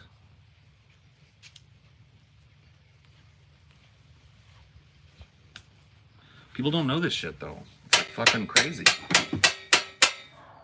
How exposed they are and how fucking silly they are for thinking that there's anything like privacy in the modern age. You better fake your death and go off grid and move to like Guatemala into the mountains or some shit if that's your fucking plan. You want to be quote in quote off grid? You better be a super spy that can burn your fucking identity into. You better be JF's wife. Okay? You better be Mama JF. JF dropped off so she could walk into the woods, and she's out there somewhere. Who knows what her identity is today? You'd have to be that, and none of you guys, none of you fucking nerds in here are that. There used to be a right to privacy. No, there really never was, because they always circumvented it. Even pre-internet, they would, you know, there's like the hand in glove good old boy system that would have the judge sign off on whatever warrant, and you were just investigating your fucking ex-wife's new boyfriend.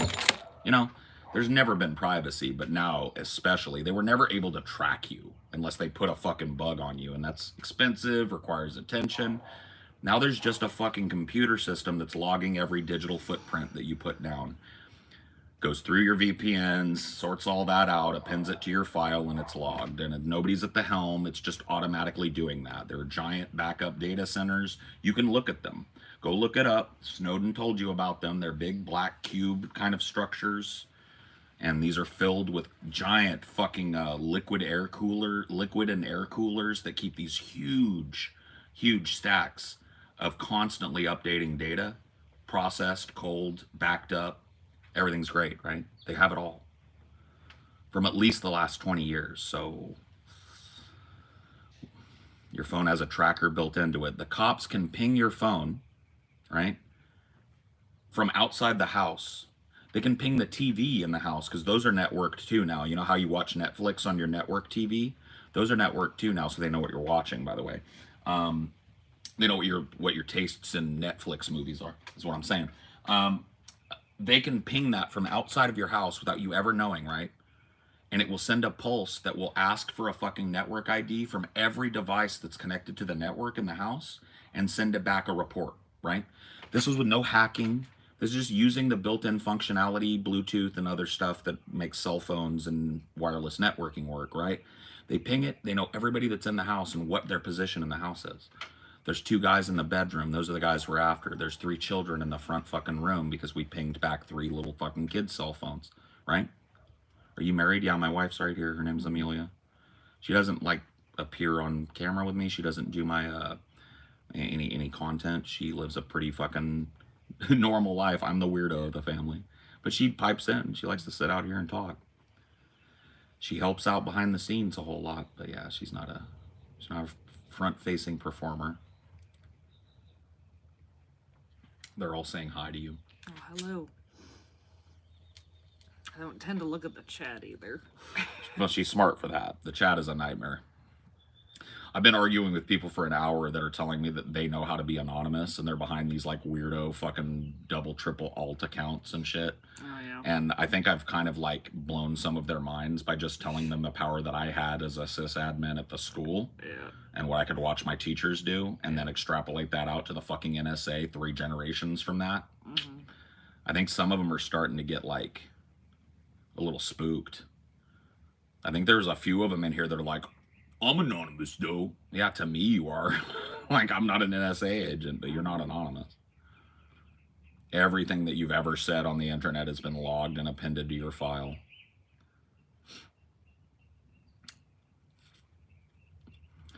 Yeah, don't say you weren't warned, Zoomies in my audience. Mm-hmm.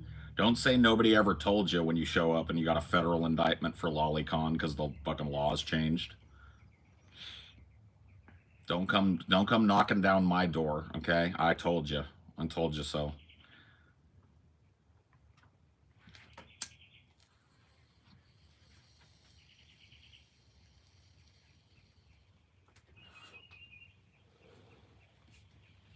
But I deleted that comment, bro. You don't understand the concept of logging. You deleted that comment for the wider public audience. That comment was logged before you fucking finished hitting enter, because they watch your keystrokes. If you're networked, your keystrokes are logged. So you could type into Google, right? How do I kill my mother and get away with it? And then think about it and go like, nah, you know what? That's Fed posting. It's logged. If you typed it, they logged it. What time it happened, I had a keylogger on everybody on my network. It was just a standard feature of ARD.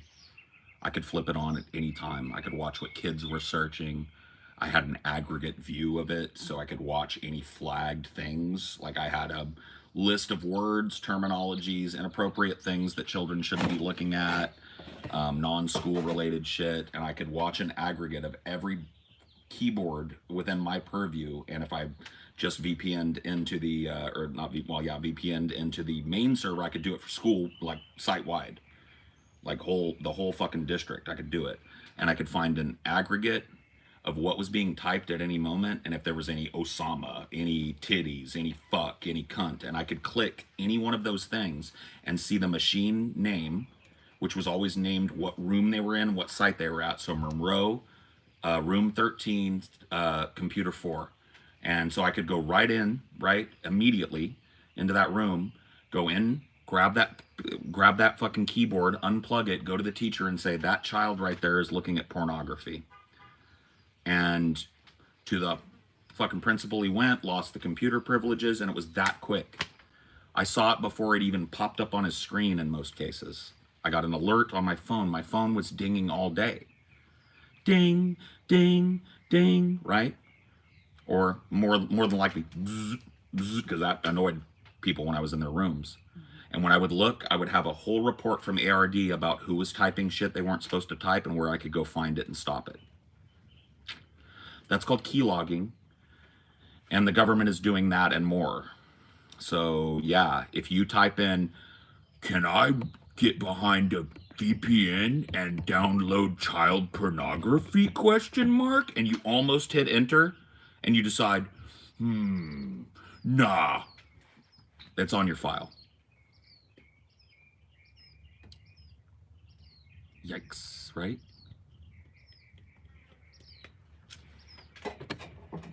And that's you behind a VPN stealing the network from the McDonald's next door. Yikes. You think you're going to want any more coffee or no? What? You think you're going to want any more coffee or no? No. Okay. I had a script set up in ARD. I didn't build the script because I'm not a programmer. It was a script made by a really brilliant guy that worked at the district. It was so funny. It would allow me, via key logging and the logging of ARD, right, to immediately identify any user and shut their devices down with a touch. So if there was a kid or a teacher that was like going crazy, they were drunk, they were taking pictures of their pussy, they were sending it to their fucking students, whatever, that was over before it happened. Because I would get a major alert that would circumvent my fucking silent mode. Bing! And I'd look, somebody went nuts. It never actually had to go off, but I would run that script to find people on site that I had missed, that I would miss in my normal overview, just to make sure. And I picked up a bunch of fucking logs.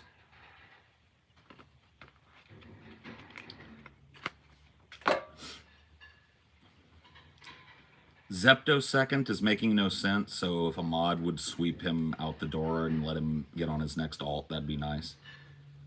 He's logged his last retarded comment in here with the NSA. He'll have to get on his other alt that they know about and do it again.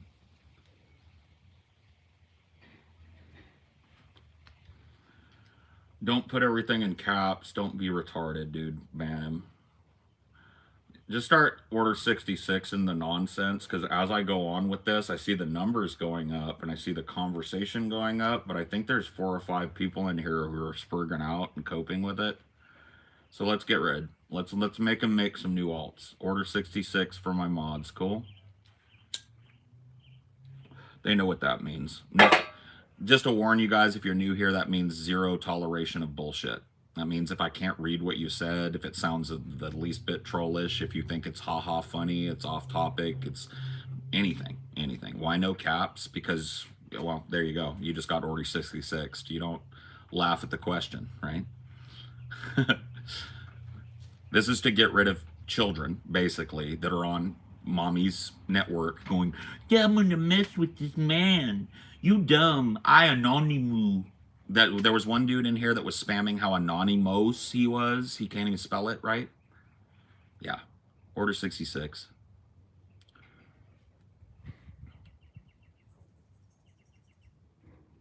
Damn, these rules are strict. Really not. If you were in public, they'd be the rules in public. So, like, if you went out to the movies and you were chilling out in front of the theater and you got a big mall out there and where the movie theater is and you're in an outdoor, like I do near me, right? You would not be going, inward, inward, inward. That's retarded. You retarded. Your shirt looks stupid. You look like you stink, because somebody would jaw jack you. Yeah. So you don't get away with it in here just because you think you're anonymous. Yeah, if you were out there and you wanted to get everybody's attention and you went, hey, everybody going about their own business, let's talk about Pokemon, people would turn around and say, shut the fuck up. And if you kept going on, somebody'd slap your mouth for you. This is just my version of slapping your mouth. Unfortunately, on the internet, such as it is, it's only like a 15-second setback for a lot of these guys, and 0 for some of the no-lifers that have like multiple pre-made accounts already sitting in here ready to go. But it's a fun game to play, you know what I mean?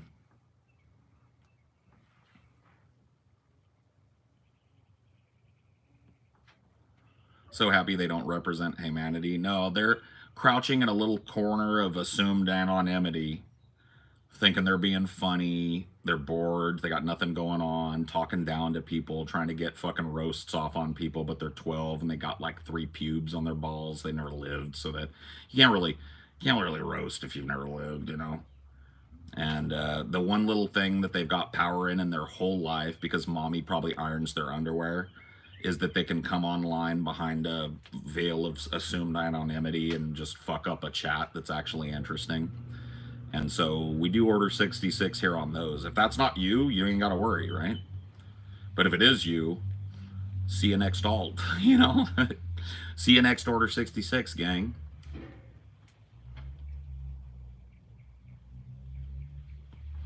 Teachers tell them what they got to do. Mom won't let them poop their pants and makes them change their underwear. Mom tells them when they got it, lights out. She fucking controls their internet. But when they're on it, on their phone, they can do a mean thing to an old man on the internet. It's like, I'm not going to fucking waste my time reading that shit. This is like a chat interactive stream and shit. And it's like, if I can't read what you're saying, if you're functionally illiterate or a retarded 12-year-old or even more, honestly, a 30-year-old grown-ass man pretending to be a retarded 12-year-old, whatever your shtick is, like, bro, I fucking did it way before you did it.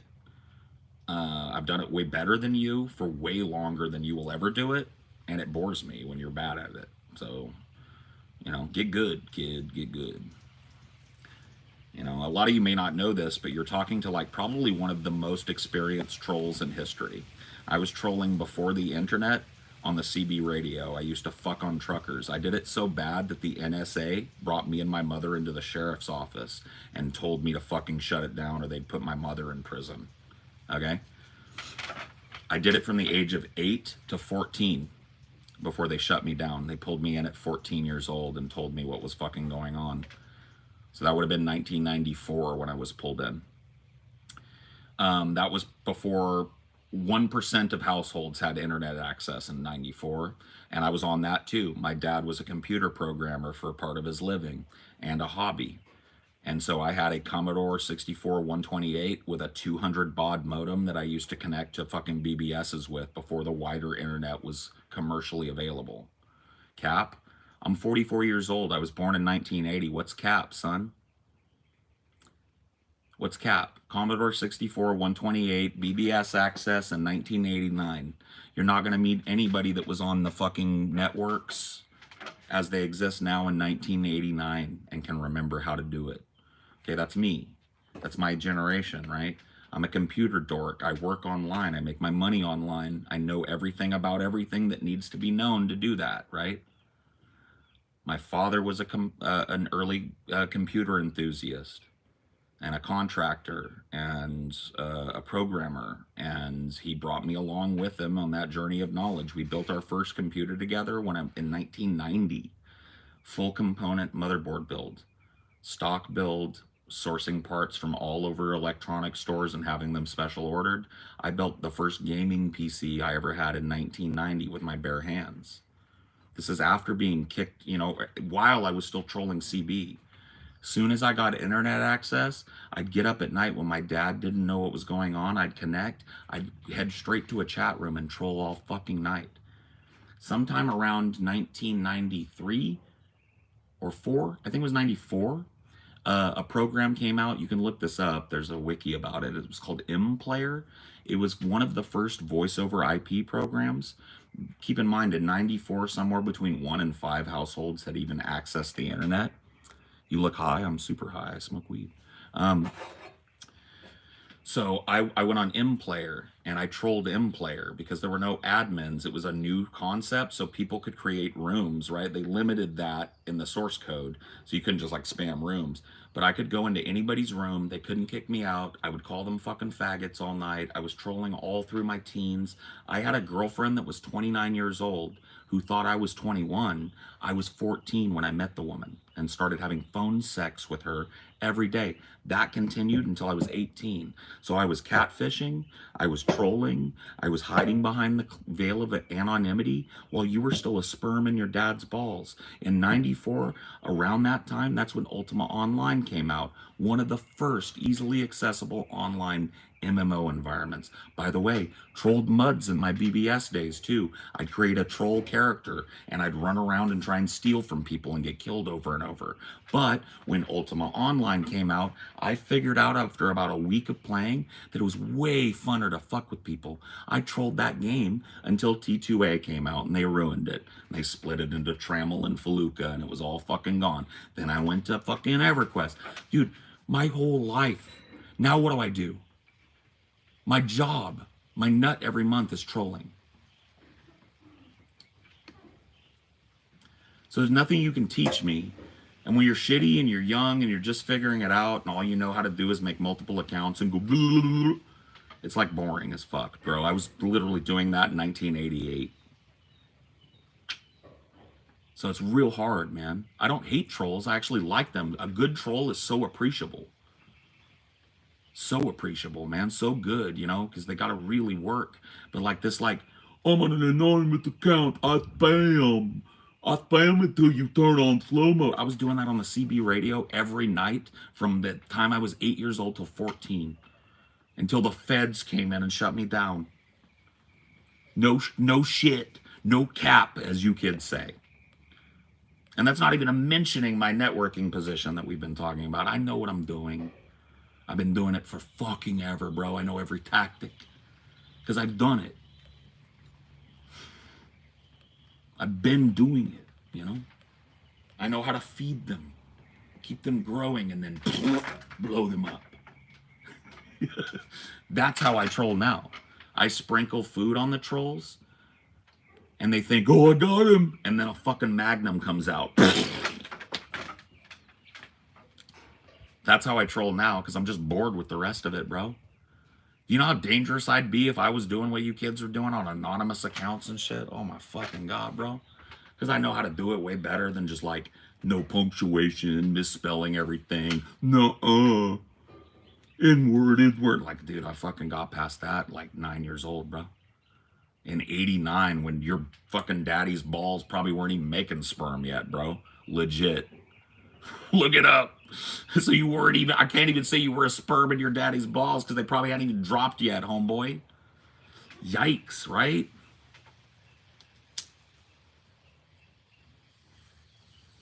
Check my fucking credentials. I'm bona fide, bro. I'm fucking bona fide, homeboy. I put in my work. And I'm 44 and I'm still doing it and I'm making more money online than you ever will. Yikes. Paul would be an excellent troll. I'd say I'm one of the best in the fucking world, bro. Because I don't have to hide. I'm not doing anything illegal. I'd say I've probably made more people angry, pissed off, go into a rage, freak out than the next 10 fucking trolls trolling right now. Than the next 10 easy, and that's probably conservative, dude. It's probably like the next 100. For real. I put legit thousands of hours in, bro. So, revealing a little bit behind the curtain, but you're fucking with a dude that's been here, bro. And lazy trolling is so lame, bro. So stupid. My 8-year-old ass figured out how to fucking start getting into the psychology of these truckers. You know how I started? My first bit of trolling that I would say that I did anonymously, right? Popped onto a CB radio in my friend's garage in his dad's truck. His dad worked for the Forest Service, so he had a CB antenna on his Ford Ranger. I'd find a channel that there were truckers. Hey, what's going on, buddy? How you doing? Blah, blah, blah, right? And I'd sit there and I'd wait for them to be quiet for a second, and I would say, I fucked your mom. And they'd go, come on back. Who is that young lady? It sounds like a young lady. Come on back. We didn't hear you come back. And I'd be like, I fucked your mom, boy. And they'd go like, son, who are you? Get off daddy's thing. And I'd be like, come make me, faggot. And they'd go like, oh, you gonna call me a faggot now? Well, one time somebody gonna come find you, boy. You ever heard of skimming? Somebody gonna skim you, boy. Oh, whatever. That's just cause I fucked your girlfriend. I ain't got a girlfriend, boy. I got a wife. I fucked her too. I fucked her when she was your girl. That's how it started, right? Real low-level shit. They couldn't get rid of me. If they did, if they switched to a channel, I'd find them. Because there's no way they could hide. There's one band for CB, right? It's like, I think it's like 25 channels. So I'm just like... Skimming is what they used to call watching your signal and how strong it was, driving around a town and finding out where you were. And it happened to me twice. I was skimmed twice. Once when I was 9 and once when I was 13. The second guy that skimmed me sat outside my house all night. I was too afraid to tell my parents because I thought they'd take my fucking shit away. Unrelated, that guy, a couple of months later, killed his wife and died in federal prison. I knew him as Hightower. His name was something, that was his real last name. That was also his call sign. And I trolled him hard because he was one of those rager guys. He skimmed me. He like drove around the town all night like a creeper watching my signal power, right? And found out what neighborhood I was in, found out which street I was near, found out what corner I was on, and parked right outside my house because he found my tower. I had a big, we used to call it an aerial. It wasn't like a tower, but it was like strapped to the side of the house and it went up like 25 feet. So I could get broadcast range. I could get broadcast range from like Madera to Fresno to like Merced.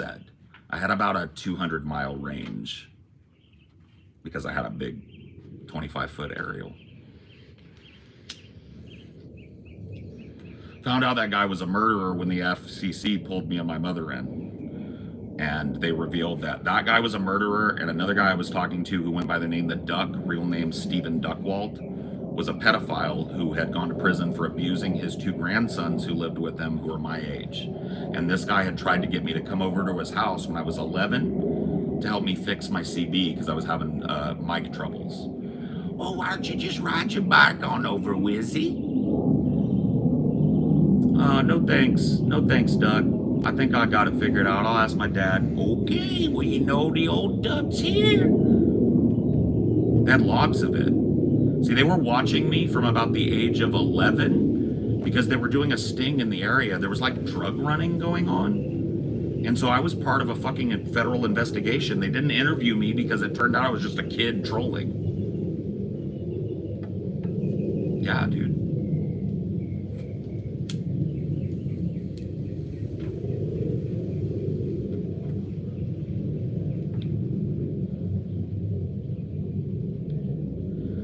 Grandsons went to my school too. That's how he knew where I lived. I wasn't close friends with them, but we'd rode bikes together. He knew that I was like 6 blocks away from them. He molested them both and went to prison and died in prison. So not only did I troll way longer than you while you weren't even yet a sperm in your daddy's balls because they hadn't dropped, but I actually had skin in the game from the fucking jump. Like, I wasn't one of a sea of anonymous pussies with fake accounts. You know what I mean? I was one fucking kid who, unbeknownst to him, was part of a fucking federal drug and murder investigation and got fucking federally briefed by the time I was fucking 13. So if you want to get my goat, you got to be interesting and you got to be real fucking smart, bud. Real fucking smart. And most of you ain't. I'm not, no offense. You got some living to do, right? Everyone has a file, lol. See the cope? Like a raffle mouse smiley's gonna make the lolly logs go away. Everyone has a file. Kid on the internet scared that he's being watched, talking to a network engineer or a network sysadmin for 8 fucking years, bro. 8 years of industry experience being a fucking sysadmin at a site level and a district level. And a kid in here is gonna fucking put a raffle mouse smiley because he thinks his lolly's behind his Nord.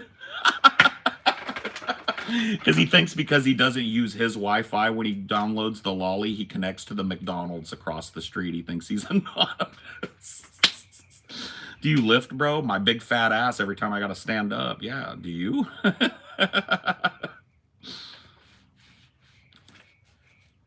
These kids need to quit. They won't, though. I just put them in their place, bro. That would really, if they were smart and they wanted to know how to be good at this fucking shit, they'd ask me some questions. They'd be like, fuck, do you got any advice on how I could do this better? Because, man, I've been trying for, like, since I was 15 last year, bro. I've been really, like, heavy trolling in YouTube, and I feel like nobody even reads it. If you were real smart, that's what you'd be doing. If you want to be a little more successful, you'd hear a guy that told you that he was briefed by the fucking federal government at 13 for trolling with skin in the game over the airwaves before the internet, and that he did it as soon as the internet was fucking available. If you were smart, what do you do for online security? I don't talk about that. You kidding me? At least meet me where I am. Hi. 8-year fucking sysadmin for a giant fucking school district. Had site level access and access to every fucking bit of data on every device that touched my network for 8 years. I'm bona fide. I've been trained. I've been certified. I've gone to network security conferences that would make your fucking head spin around. I just told you that, so meet me where I am. Now ask a better question. Anybody talking Order 66 on mewing on any fucking zoomy memes and alpha memes and shit? No skibbity toilet. No time wasters, man. Full Order 66 on any fucking anime avatars that sound even a little trollish. Like if your name has got One Piece, like, yeah, there you go. One Piece in it, they need to be gone. Right? This is I clicked the thing that said this is not made for people under 18. So Order 66, 100% of the time. I'm not going to be live that much longer because my phone is going to die in about 20 minutes. I'm probably going to finish toasting this bowl, maybe have one more cigarette, and then I'm done for the day. But yeah, Order 66 in perpetuity. There's way too many little kids on here that aren't listening.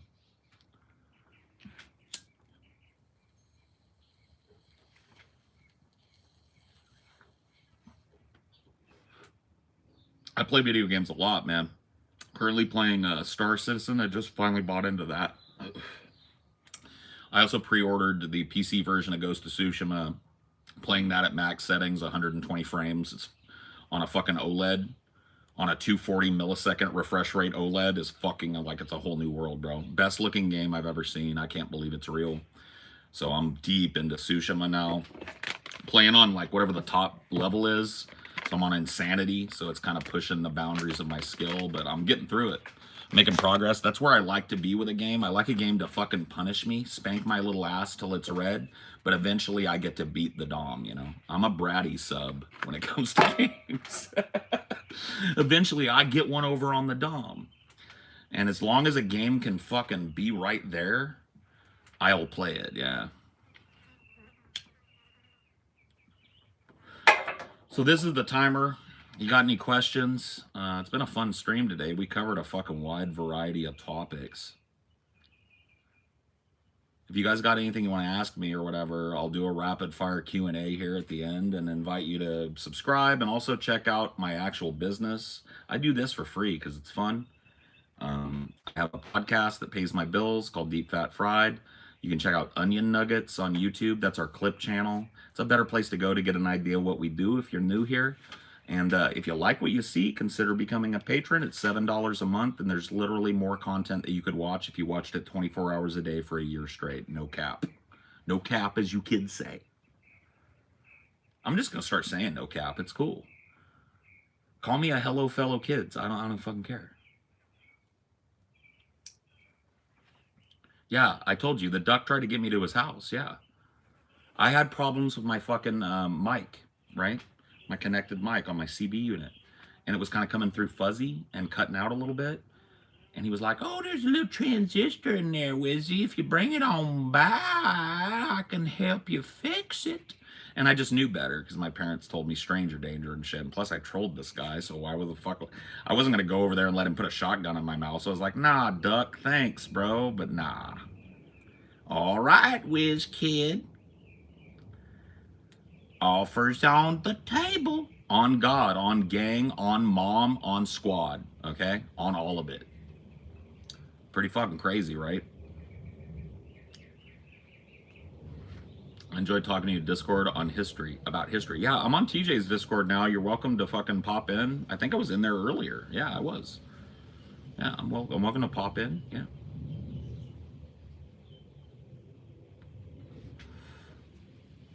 I know you're smart, so do you know anything about non-dualism? I always wondered what traditional smart people think of it. Maybe I'm not as smart as you think because it's not a concept I'm familiar with enough. I've heard the term, but it's not a concept I'm familiar with enough to speak with any kind of authority or have any kind of opinion on. I'm not super up to date on it.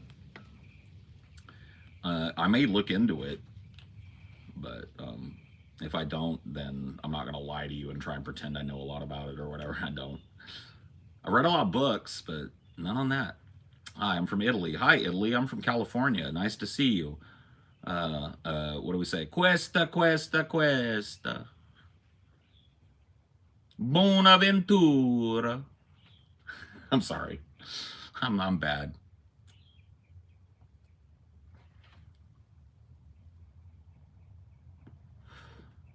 What's a better read, Dianetics or the Bible? The Bible. Dianetics is gobbledygook, bro. I read it when I was 22 or 21, I think, in my early 20s sometime. My dad gave me a bunch of his old books, and one of them he bought Dianetics, and I asked him about it. He was like, it was bullshit. And I was like, cool, I want to read it. I was like, what the fuck? Reads like a fucking like manual for a Chinese contraption. You know, I was like, fucking weird. So yeah, way the Bible.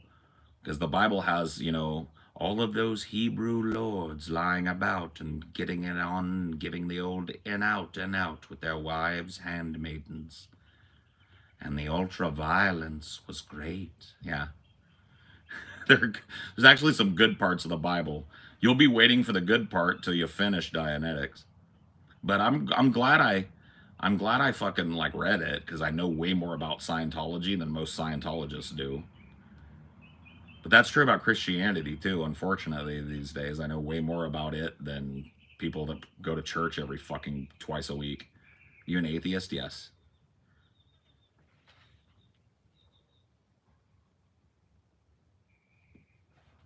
All those old Yehudis sucking on their Hebrew vino and giving the old in out with their wives, handmaidens. Real horror show. You smoke a doobie with me? Yeah, but only when there was nobody else around. Never in front of fucking people I care about, Jason. You know that. You know why. But yeah, if it was just you and me, I'd fucking roast a doobie with you and deal with the consequences. You'd have worse consequences than me if you got out of line, but, you know, that's... You can say in Italian, porco dio. Porco dio. That's pretty good, right? Porco dio. Porco dio, formaggio al forno. I know that means oven cheese. I'm not sure why I know how to say that, but that's what it means. Formaggio al forno. Oh, it's from Kenny versus Spenny. Remember that Who Can Make the Best Commercial episode? That's Kenny's. Formaggio al forno. Good thinking, mama. Yeah. Random memory to pull. Getting low. I rips it and twists it, then I takes a hit and I smokes it to the head like it was a cigarette. Getting low. Bummer wants all the sunshine today. Yeah. Whatever you do, young brother, you best not choke. Get high. This ain't no stress, it ain't nothing but the endo smoke. Sorry, my phone's gonna die, man. What am I supposed to do? Get a long cord and plug it in right there? Nah, man, nah. Nah, it's a good timer on these, because I would probably sometimes on a day like this sit here for 8 hours and be late to my show or some shit. It's good. This is a good thing. One more hit. I'll take one more rip on the bowl, and then we're going to call this one a day, right? Good stream today. Good stream. Hopefully got some new people. Remember to subscribe if you like me. Dude, you can go back and look at my lives. I've been here every morning for like 2 weeks. It's, you know, there's a lot of fun stuff. We have a good time. We do sometimes. Sometimes it's salty, but, you know, hey, that's life. That's life. That's what all the people say.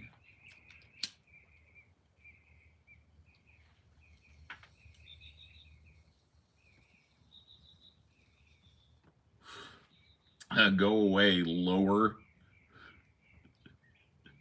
You try to say loser, but you don't have spell check like a Zoomer. Oh, so funny. All right, guys. That's enough. That's dusted, crusted, rusted, and burnt to a crisp. See you next time. Join my Patreon. Check out Onion Nuggets on YouTube. Check out Deep Fat Fried on YouTube. Subscribe. Hit the bell if you haven't. See you next time. Bye.